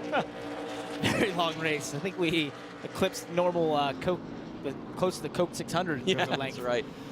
Allmendinger ended up the winner that day for Roger Penske. He also could become a second-time winner today. Right now, AJ is in 4th place, trying to track down that Austin Cindric. He has a 2.7-second lead over Christopher Bell. There's the gap. Bell was fighting back. Oh, his windshield wipers decided to come apart there a little bit. Can be a little disconcerting. Yeah, can be annoying as long as it doesn't fully come apart. Christopher Bell was actually a little quicker than him there for a lap or 2, and then Austin Cindric seemed to get in his groove and started to lengthen that lead. So maybe he was right. He was faster than him. Austin's family has been in racing pretty much his entire life. His mom, her dad, owned this track for a while, the late Jim Truman. It was when Austin was 9 years old that he pronounced to his mom and dad that he would like to have a meeting with them. And he said at that point, at age 9, I would like to be a professional stock car racer. And there is Megan on the right, watching her son. And they said they tried everything they could to keep him from doing it. We want him to do anything else but become a NASCAR champion. No, it wasn't NASCAR at that point. He wanted to go racing, and they said yes, basically, when they couldn't hold him off any further. And he has been around the world learning the craft of auto racing. The entry to NASCAR was a bit of a splash into the cold, but he's adapted very well, and now he's at a point in the season, Parker, which suits him extremely well. I think that's the coolest thing about what he's done in his rise to the Xfinity Series is how many different types of racing he's done, race tracks, places he's raced in the world. His dad, Tim Cindric, and him have come up with the great plans to be able to go all over and race different things so he could bring that experience here. Dylan? And to your guys' point, this is obviously Austin's home track. He was born in Columbus, and you mentioned his family ties to this racetrack. He made an interesting comment, so that this place obviously means very much to him naturally just because of his family ties, but he's lost some other races here besides the Xfinity race last year, so winning here would kind of be a little bit of redemption, obviously, but he said that winning here would be equal to a win at Indianapolis, so you know his family, obviously, and his ties to Team Penske and how much Indianapolis means to that team, so high words and high praise for a win at Mid-Ohio and what it would mean for Austin in his career. Kevin? Dylan, it's all gone away for Chase Briscoe, who won the first stage. And remember, he had pitted right before the end of stage number 2, so he was set to cycle up just a little bit. But under green just a few moments ago, he came back down for a 3rd stop. They feared they had a loose wheel. Something didn't feel right, so they pitted from 9th position. Still a chance to make something happen, and he came back out just inside the top 30. He's made up a few positions, but still running 25th at last check, and a long way for Chase Briscoe to get something out of today. That's a major turn for Chase, and that's another one for the don't give up category. He'll need a caution. That's similar to the strategy that Justin Allgaier used last year when he actually spun and won in that race. He's got the spin out of the way here today. He's fighting back as well. Here's Custer tracking down Hawksworth for 6th. Boy, made big quarter entry there, huh? There. Yeah. Ooh, Hawksworth trying to get to the throttle, gets a little loose. Jack's gonna feel the wrath of Cole right here if he's not careful. Well, at least the bumper. They've already done that once today, these two. Earlier in the race, they got together in the carousel. The race that he won here, that is Hawksworth, earlier this year in in the GTD class of IMSA was spectacular in that he had a hard-charging Mario Farnbacher trying to get around him the entire time. So not that Jack was blocking either. They were going through traffic, and he was simply driving the wheels off of his Lexus, which is known to have tire degradation late in the run, and so possibly disadvantaged. He did a great job of holding off Farnbacher. Trying to do the same now with Custer for 6th. We've talked about it a lot, but they don't hold back in that IMSA series, especially the GT cars. GT cars, they bump and rub just as much as we do in these stock cars in NASCAR. It's incredible racing and very fun to watch, but I think it gives some good experience for coming over here and experiencing someone like Cole Custer trying to beat down that back bumper. Allgaier right with them. 2018 winner at this track. 5 wins on the 2018 season, still looking for victory lane this year, Parker, and running out of time to do it. Looks like he'll be good for the playoffs, but what will the 17 bring? Well, and that's the question they've been asking themselves when they look at the start of the season, talking to him and Jason Burdett and Taylor Moyer, who's the crew chief on the 8 car. It just seems like they were a little off the first portion of the season. They felt like they weren't as close to the Joe Gibbs cars, the Stuart Haas cars, and Cole Custer, or the RCR cars. They've fallen a little bit behind, and as we got further close to the halfway point of the season, they felt like they've made advancements, they've gotten better. It's just they need that little spark, that little bit of momentum to get into victory lane. Last year they were one of the top teams. They had some of the fastest cars. This year it's just fallen away from them, and that's the continual development of racing. There's the points on the left side. Justin Allgaier, the highest cars that have not won. So their consistency is good. Yes, it's definitely there, and they've mentioned that. It's just there's always been someone that's a little quicker when they've hit it right, and even when they hit it right, there's times where Jason Burdett was telling me Justin Allgaier's happy with the balance of the car, happy with everything, but they're not fastest. That's a problem. That's when you need to search for speed, and that's what they've had to do at Junior Motorsports. That is a problem in racing. As they continue to contest 6th place here, we will step away. It'll be in NASCAR nonstop, though, so keep watching.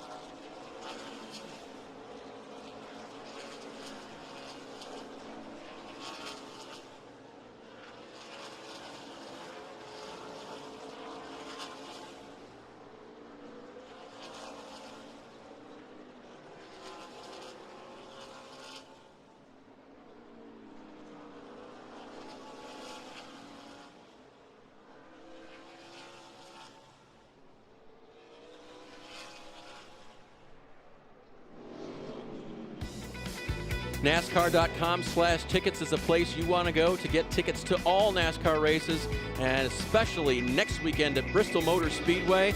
Tickets are still available. You won't want to miss it. Friday night, Saturday night. It's the August race at Bristol. In NASCAR Nonstop, you saw Cole Custer duck out and Jack Hawksworth make a mistake. He tricked him a little bit there. Sort of intimidated him a little bit going off into turn 2. So Cole Custer moves the inside. He wasn't quite there, but he just spooked Jack Hawksworth, forced him to brake a little late. He got a bit of wheel hop. Cole Custer says, "Thank you very much, and I'll take that position." Drove off. Here you see that Jack Hawksworth was blocking the inside and moved to the predominant line. Boy, Cole locked up the right front as well. Ooh, there's that wheel hop you can see there. The rear tires bouncing up and down. That's because you have a solid rear axle that when you lock those rear tires, they start to hop. And how do you get out of it? Well, it's many strategies, but one of the best is to just start hitting the throttle. Oh, Scott Heckert here. And he is in the tire barrier, turn 9. Oh dear. May have had a little wheel hop or a little help there himself. He was involved in that incident with Noah Gragson earlier on. He was in 23rd. Looks like, and I thought he had a fair amount of damage from that incident, so we'll have to see if we can get a look at it here. You're looking for the black 78. Is he by himself? Yes, he is. Yeah. You can see the damage that was there in the left front already. That was from that incident down in turn 2 of Noah Gragson. So either drove it, just tried to take too much speed into the corner there. It's a trick. It's an easy place to do it. It's very tricky as you come downhill. The car, so the track entices you to roll more speed, but the car can't always take it. But then at the same time, with that damage up there, you never know if something went amiss in the suspension or was rubbing on a tire there. Scott, a very experienced road racer, won a lot in the K&N series. He's raced sports cars. Actually grew up with Scott racing go-karts together. His family helped me out a lot. He loves doing these road course races in NASCAR. Great opportunity here, BJ McLeod. See the safety worker there grabbing the tow strap on the back of the car. They have one in the front and one in the rear. And was running 2 in a row for BJ McLeod. Last week at Watkins Glen and then this week. Let's see if we can get him back to Road America as well. Good to have Scott on track. Yeah, and he had a great finish at Watkins Glen, 13th for that team. It was a 5 car back at that race, but they put a 78 on it for this week.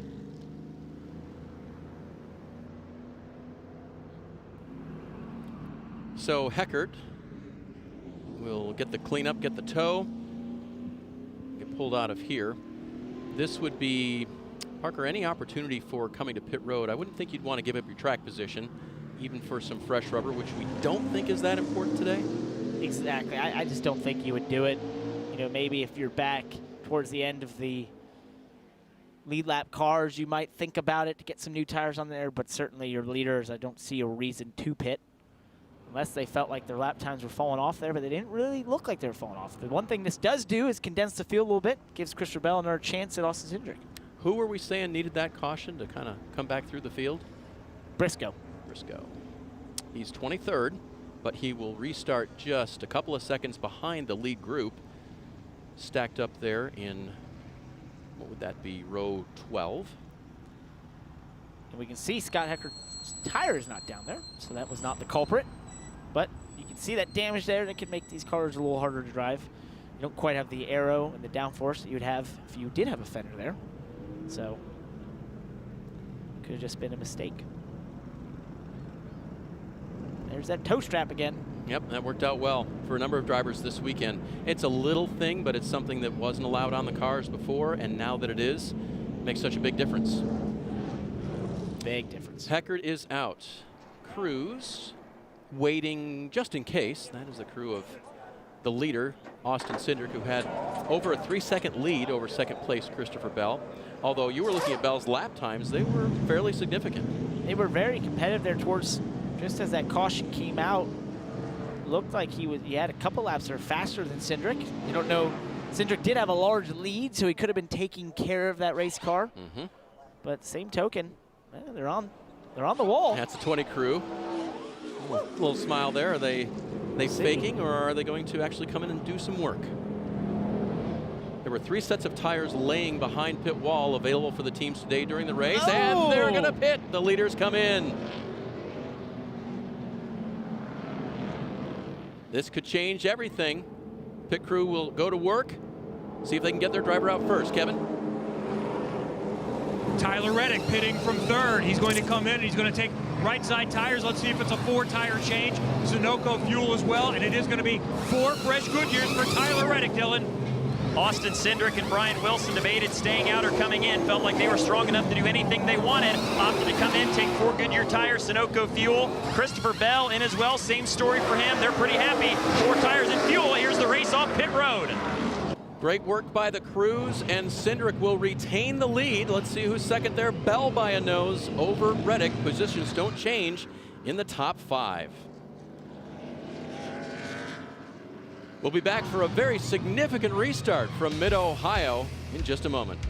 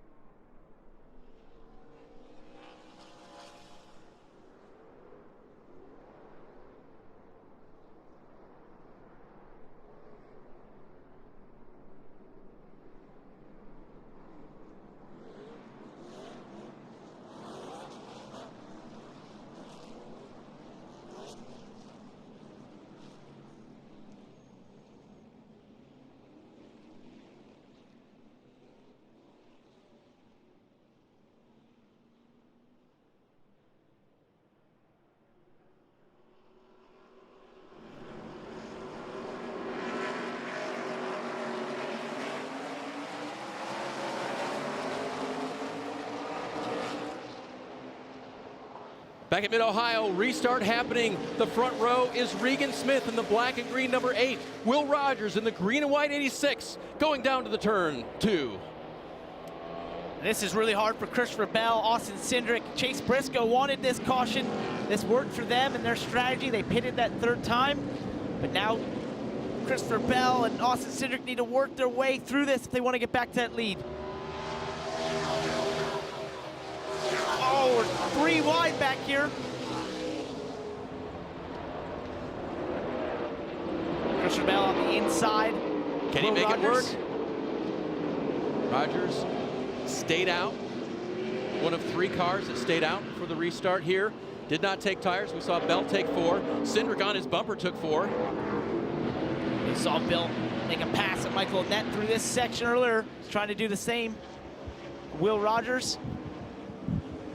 He was able, oh, that's gonna be tight at 9. Same time, Briscoe looking the inside, and now it's gonna be the outside into turn 11 of Regan Smith. Smith trying to reprise his win here a couple of years ago. It'll be on a little bit less fresh tires. Great move by Chase Briscoe.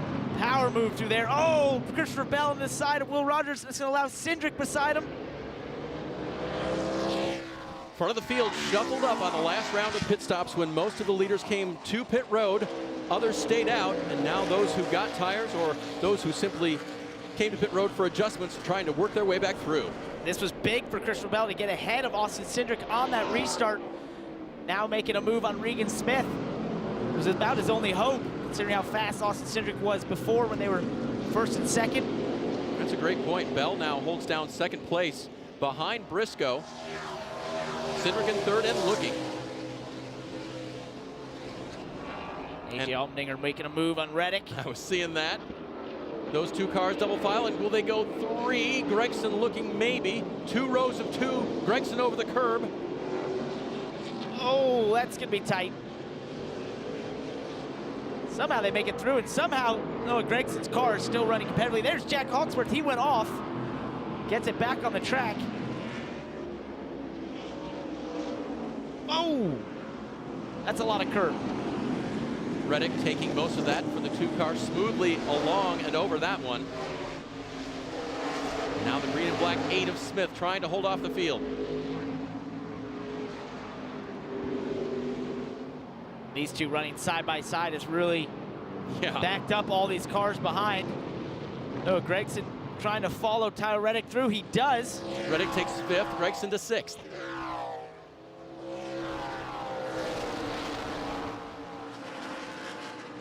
Just now got peeking the inside into 1. Regan Smith, he gets that. Nicely done. For the lead. It is. Chase Briscoe trying to be smooth in that black and white 98, but he's got 2 very fast cars right behind him. This is a tough place for Christopher Bell. Oh, Briscoe using so much of the off in the dirt. He's wanting to make a move and make an offensive move on Briscoe, but he's also got to protect from Austin Cindric. Takes the inside line for this right-hander. That'll put Bell to the outside, but if Bell can get there, no! He's going to blow the corner there. Cindric gets by. I knew that was going to be tough, especially with the speedy dry and such that's been put down around this racetrack. See some of the dirt. It's from Hawksworth getting back on the racetrack. And now Briscoe knows that the fastest car most of the weekend is right behind him. What did you say earlier? Race out front. Don't worry about who's behind you. Pressure from the front. It means look out the windshield. Do not look in that mirror. Let the spotters tell you if he does anything you need to worry about. Otherwise, you've got to hit your marks and not make a mistake here.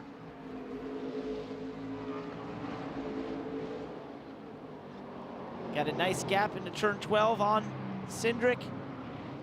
Little tire lock up there. Gets away with it. And a good exit of the corner. Completing lap 62, 13 to go for Chase Briscoe. Searching for his 2nd win of the season. Got the first just a couple of weeks ago. Remember, went to victory lane at the Roval last fall. Puts the block there. He's going to force Austin Cindric to the outside. And turn 2, a lockup. Force him wide. Maintains. Oh, nice drive off the corner by Cindric. That is a power move around the outside in turn 2. He will not be denied that lead. Cindric has it back. Already today, 32 laps led of the 62 that have been run. And once again, he's got himself at the front. And now it's up to Christopher Bell to try and get by Briscoe and see if he can mount a charge towards Cindric. If he's got any speed, keep up with him. But he's got to get this done quick. The longer it takes him, the further out front Austin Cindric's going to get. Can't really be patient. Nope. These two race for the win at Iowa. Here he comes. Try and pull the same move Briscoe did on Regan Smith. It works. Briscoe back to 3rd. Now he's got to settle down and focus forward. As AJ takes a look. The green, black, and white 10 is now in 4th and tracking down Briscoe. Go back to the pass for the lead, Parker. It's a great angle here, watching them go side by side in turn 2. Briscoe locks up that right front, tried to roll as much speed as he could, but then with Cindric getting a great run around the outside, he wasn't able to put the power down, didn't have the room on the racetrack. Oh! Also live right now, gets moved out of the way by Allmendinger. Parker trying to watch two screens at once. I'm getting distracted. Got a multi-screen experience going right here for you. And Briscoe with a little bit of a miss there, falls back another position. How much fun must Gregson be having with a damaged race car like that and moving forward? I can't help but laugh. That thing is ridiculous looking. And he's making passes. You go, Noah. This is incredible. Well, if you ever wondered how much aero matters at a track like this, then we might have our answer, Dylan. And Parker, keep in mind, too, it hasn't really been a great season by this team's standards, and they continue to do things like this where they kind of get their backs against the wall and rebound nicely to put together a good day. And Dave Ellens made an interesting comment. He said, you know, sometimes it's hard for young racers when they have success in the truck series to go jump into one of these Xfinity cars and maybe they don't get the success or the results right away that they wanted to. That was Noah. He had consistent speed in the trucks and solid results. Hasn't had it quite yet this year. The beginning of the year, they admitted that kind of beat his confidence down, but Noah's gotten back on the horse here and has not let it beat him down here as the season has gone on. When they get in trouble early in the race, he's buckled down and charged back forward here and not let it kind of get him beat down as we have problems here off of one of the corners heading into pit road. That is Lawson Aschenbach, who went the other way. Regan Smith came this way, and the 4 and the 8 apparently had contact in the carousel. We might get away without a caution here. It's the 4 put himself outside the racetrack. I'm not sure where Lawson went. He knows this place well, though. Might have an escape route there. Meanwhile, Justin Allgaier taking position from Chase Briscoe. It's about the cleanest pass Chase Briscoe's experienced here in the last 10 laps. Because here comes another rough one right now. There you go. There's another bump. Something he's more used to. Kevin? I think we're seeing, we wondered if some might maybe should have thought about staying out during that caution. No, we're now at the top 7. All took tires there on lap 58, and Chase Briscoe continues to drop. Now, Justin Allgaier has made it back to where he was before the caution and won better. He was 7th, but he lost 2, 3, maybe 4 spots. They finished their pit stop. It was clean with 4 good years, but he was boxed in, and he had to wait to find some space. So he had to restart in 14, so he's +8 since the restart. Can he get to the front? Does he have enough time to pass Cindric again late in the race like he did last year? Yeah, last year Cindric led 59 laps. The last 4 were led by Justin Allgaier, who went to victory lane. Oh, more trouble for Brandon Brown.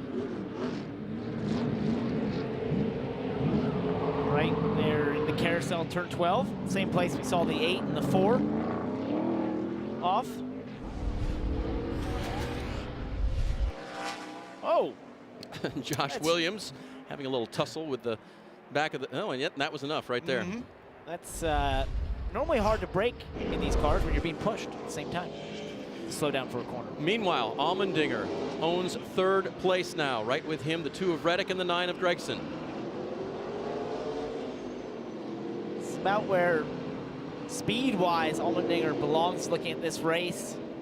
I know he wasn't very confident in this car coming into the race. Felt like it was a 5th, 8th place speed. And he's really hung around there.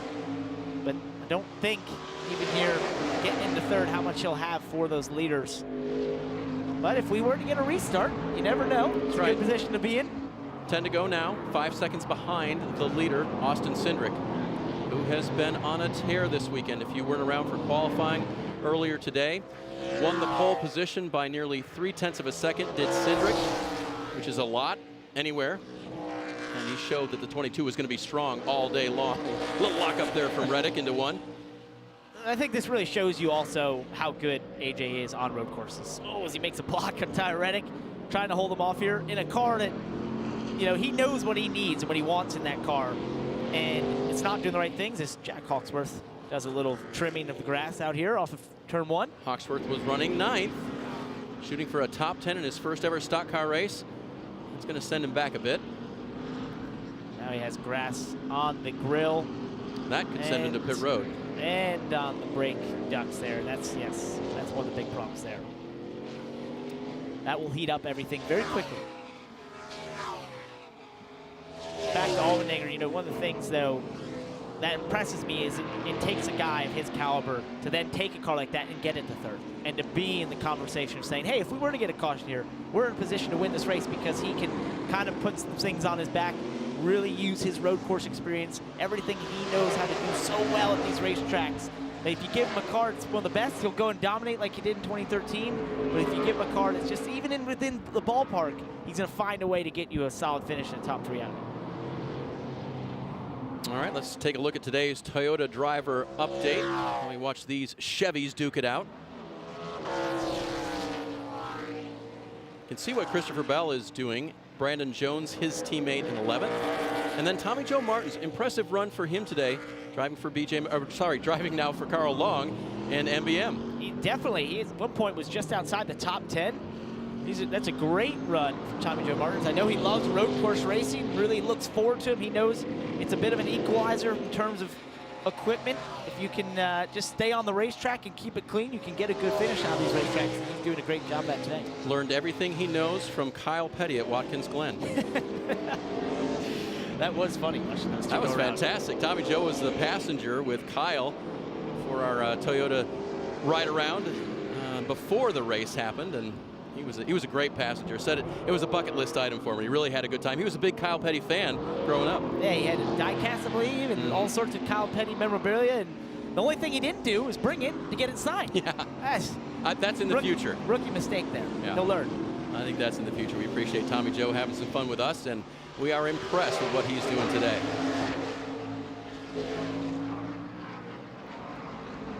This is an interesting battle between these two, Reddick and Allmendinger. AJ working with Colleague Racing this year, which has a very close affiliation with Richard Childress Racing. He's worked with Tyler Reddick on some of his road course prowess in terms of the sim and trying to help him and educate him on what he can do differently on the road course. So it's sort of like the teacher and the pupil now figuring out who's better, measuring up against each other. And probably very similar equipment. Yep. As you mentioned, that association. Do you think AJ would have his cockpit arranged a little bit differently than, say, Tyler? Pedal placement, things like that? Always. That's all driver preference. Yep. And it's size and, you know, exactly how your seat is and all those different things. But it's really about the fundamentals of road course racing, which AJ can help them with in terms of the things to look for, what the car should be doing, how you brake, how you do different things in the race, how you take care of the car in the race, and even just sort of the mental side of it, of how do you approach learning a road course, and what are you looking for? Those are the things that someone like AJ can really help Tyler Reddick in doing, and give them a little confidence, but it's got to give Tyler confidence to be right there with his teacher late in the race here, battling with him. Teammate to Allmendinger, Justin Haley, is in 7th place, so a solid run for Justin as well. Parker, lo and behold, the top 3 last week at Watkins Glen are 1, 2, 3 right now. That's interesting. I'm seeing some similarities there. Yeah, Skill. And maybe 2 in a row for Austin Cindric. He's looking good right now with 7 laps remaining. There he is. Very impressive. I had a feeling that when he was to get that first win, and it wasn't a if, it's when, that it would sort of open the floodgates and give him a lot of confidence inside this 22 car. I think you're seeing the result of that here today. He definitely takes that win and now has that in the bank and says, I can do this, proves it to himself, proves it to yourself mentally. That's a big step to get over as a race car driver, any driver going up another rank. You got to prove to yourself that you can truly get it done. And now that he's seen that checker flag in such an awesome fashion as that finish at Watkins Glen, that sort of really puts you at ease. It gives you a lot of confidence, and it makes you make better decisions out there, flush out the mistakes, and have performances like he's having here today.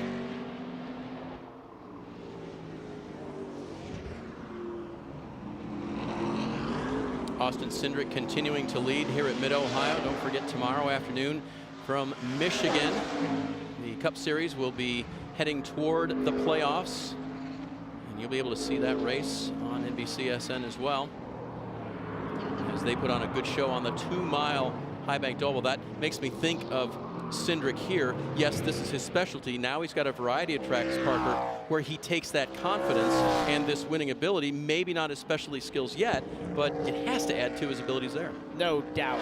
It's just built the whole way around. the whole way around, it just builds. It builds confidence within the race team, and you just start to do things a little better. And look how hard he's driving here. You know, he's in the lead, pretty handy lead, over 3 seconds, still locking tires and pushing as hard as he can. He does not want to let this one get away. That's right. That one last year hurt, I think, big time. Goes to the inside, maybe, Patrick Gallagher. And that's, you brought it up, but that's the next step in his development, is now taking that and applying it to the other disciplines we have in the NASCAR Xfinity Series and excelling at those. That's the next thing he proves to himself. And we've seen it out of him before. He was high up in the points and been consistent this year. So now it's just maybe that little bit of momentum, confidence we talk about all the time. When you get to the pointy end of this field, it's Justin Haley's trying to hold off Chase Briscoe here. It becomes a lot of a mental game. You know, you're in similar equipment to your competitors, level of equipment. It's about the small mental decisions and things you do inside the race car, and even outside the race car, that get you into victory lane. Briscoe trying to get 7th position from Justin Haley. Looking at the 6th place car, there is Justin Allgaier. 2:30 tomorrow, by the way, on NBCSN for that coverage from Michigan. And we were watching practice, Parker. That was intense. That was. I'll be there tomorrow. I think the race is going to be just the same. Getting there tonight, I think it will be a very interesting race. I don't want to speak too soon, but I don't think Justin Allgaier is going to get a chance at the 3-stop repeat there. Yeah. The spin and win again. In 6th now, and no advantage like he had last year. His other advantage was that they were having a career year. The equipment was spot on. But right now, Cindric has a 3.3 second lead over Bell, and Allgaier is back in 6th. Oh, Josh Williams in the front row for this final restart. Had stayed out, or that was the restart before. Sorry, they run together. We had a couple of them. We did, yeah. I'll forgive you. Here's Briscoe's move. Now he'll be to the outside, but it looks like he's going to have the drive going through turn 5. And there he'll have it. That's an impressive move. He's on older tires than Justin Haley, so to get back by him, the tires equalized a little bit between those two cars. It's a good move. Now he's going to have to fend off his team car there. Cole Custer. Custer's 0-0 will go, well, not quite through. That's a lockup. That's a major lockup. Missed the corner there. That gives it right back to Briscoe. Gives Justin Haley another chance at it. What are the pedals like right now, Parker? With 3 to go, and this has been a fairly long run since the restart. They can be long. And what I mean by that is that brake pedal starts the day, it's really stiff, it's got a lot of feel in it, and as you get later in the day and you've been beating on those brakes, and depending how hot you've got them at times, you see a big slide there. They're not quite what they used to be normally at this point in the race, and that's what just the nature of this racing is. You've got to kind of be cognizant of that all the time. Everything you do affects your longevity in that race car. These are big, heavy race cars trying to get stopped from high speeds all the time, and you're doing it a lot around this road course, and so you don't quite have what you had at the beginning of the race, but if you've done the right things, you've just got enough. Keeping track of what he's got is Chase Briscoe trying to fend off teammate Cole Custer. Work their way around slower cars and try to stay out of that grass that was thrown up onto the racetrack. You don't want to get into that. These two won't want to get together. They'll have a spirited fight. Solid point stay for both of them if they stay where they are. They've both had, I think they've both seen both sides of this field at some point in this race. That's right. They've seen the leads, they've seen the back. Now they find themselves somewhere in the middle.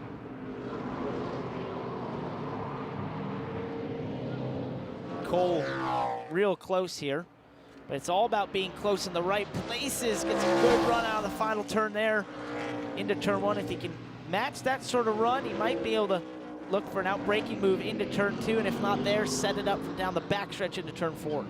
He is right there. Cole Custer right on the bumper of Chase Briscoe, trying to take away 7th position. Chase moves in to protect a little bit.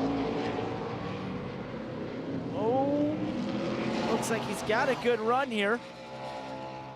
It's all about if he can keep that momentum up towards this braking zone.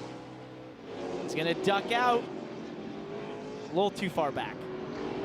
Can't make the pass here into turn 4. Briscoe again with the right front lockup. Oh, that's close. He's right on him. Now the rhythm section working well for Cole Custer.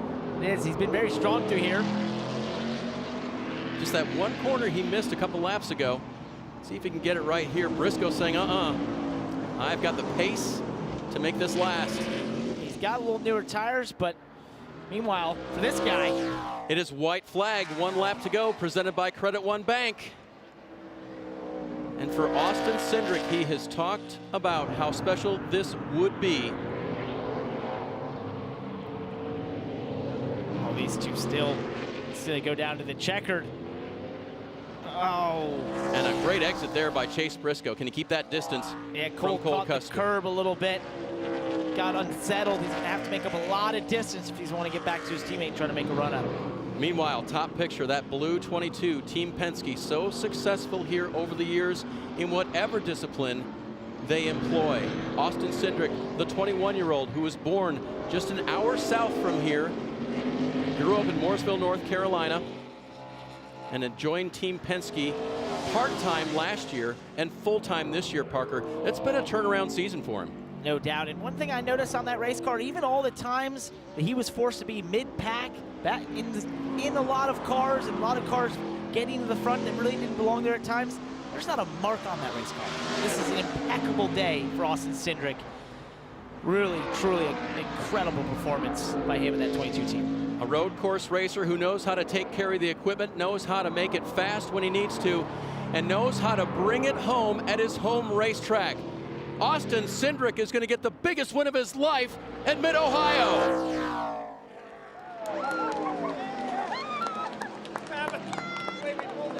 That's Brian Wilson, his crew chief, proud of what he's seen today. 2 in a row for that team. Wow. Telling you. They're here. That's a statement. They were looking for momentum. They were looking for confidence to head into the playoffs.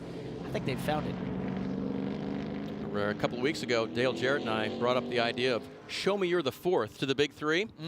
Austin keeps this up. He is clearly showing up. Absolutely.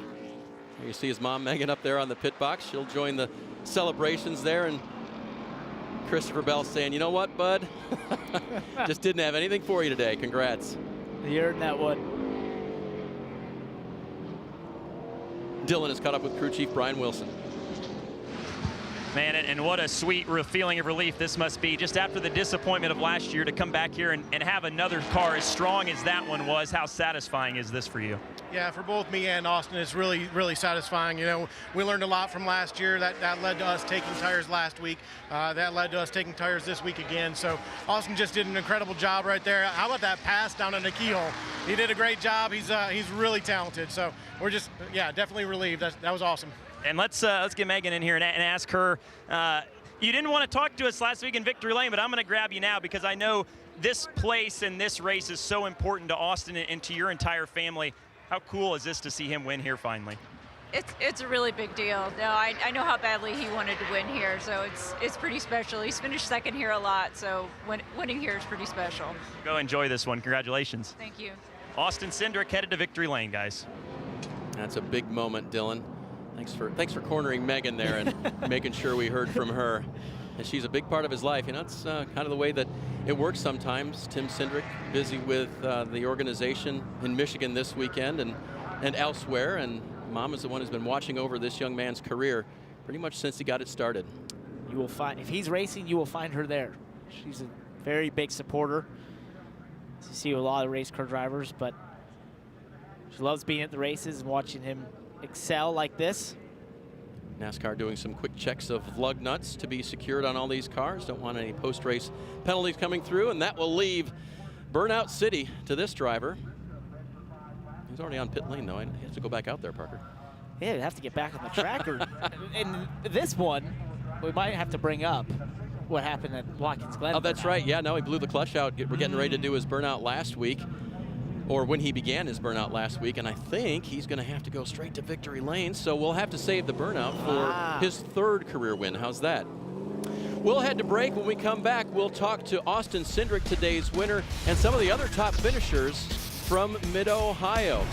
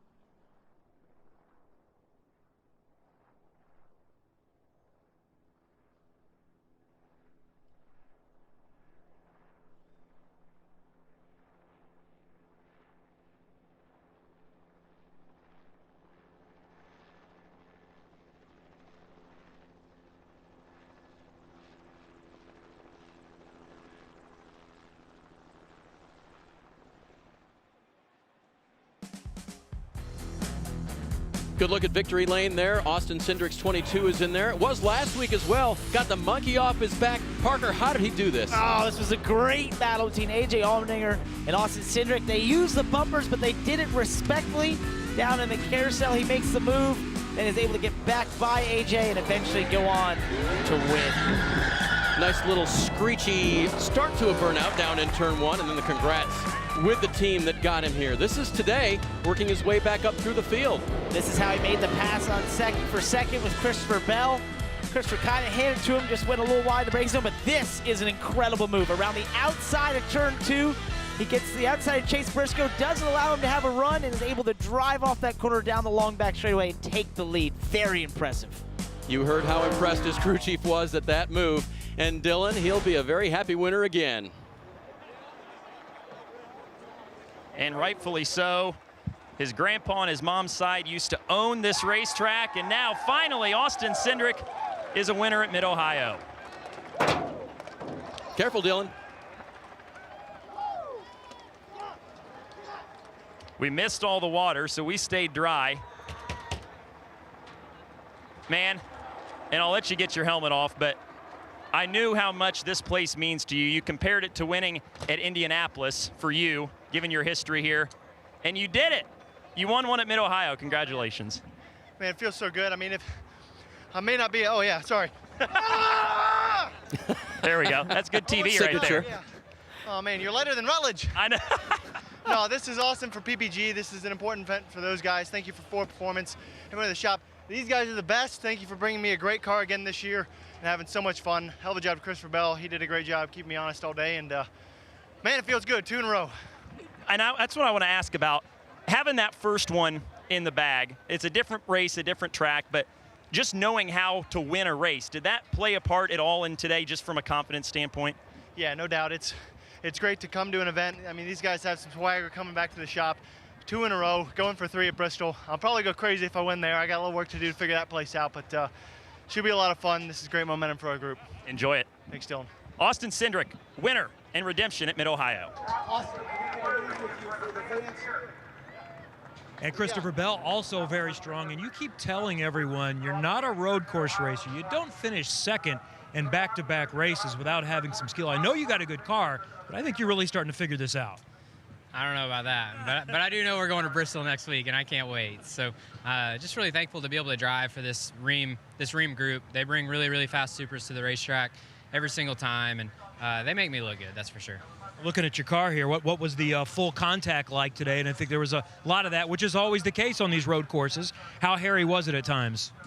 It was, I mean, you know, I guess it's just normal road racing with stock cars, especially here at Mid-Ohio. So it's when they drop the green flag, it's a full contact sport.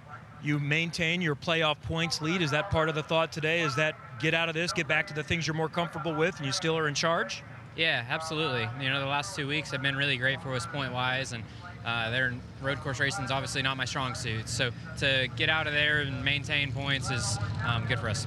Well done. It's not a strong suit, back-to-back seconds. I'd like to be that good at something I'm supposedly not very good at.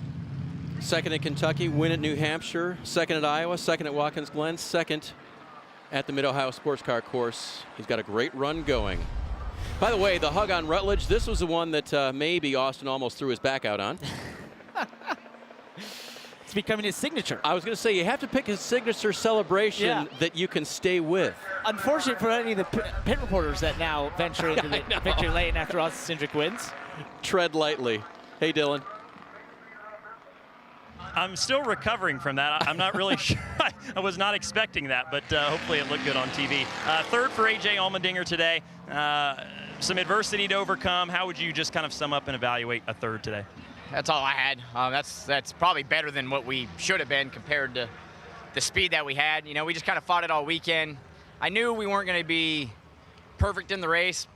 We were off more than I expected. It's just we got to put our heads together and do our homework, get ready for Road America. We got some ideas, but definitely got to go do the homework. But that's what makes Colleague Racing so great, and Chris Rice, and especially Matt Colleague. Lead filter home race. I was trying everything I could to try to win it, but got the team, the pit stops, got everything we could out of it, and to get a top three was better than we probably expected at the start of the race. And just go do our homework. This team is they fight hard, they work hard, so we'll go figure it out and be ready for Road America. Good, solid, hard-earned third place today for AJ. And a part of doing their homework is the feedback they'll get from that man who knows a lot about building and tuning race cars to road courses. There goes Cindric hopping up on the stage. He'll celebrate some more. He's a winner at Mid-Ohio.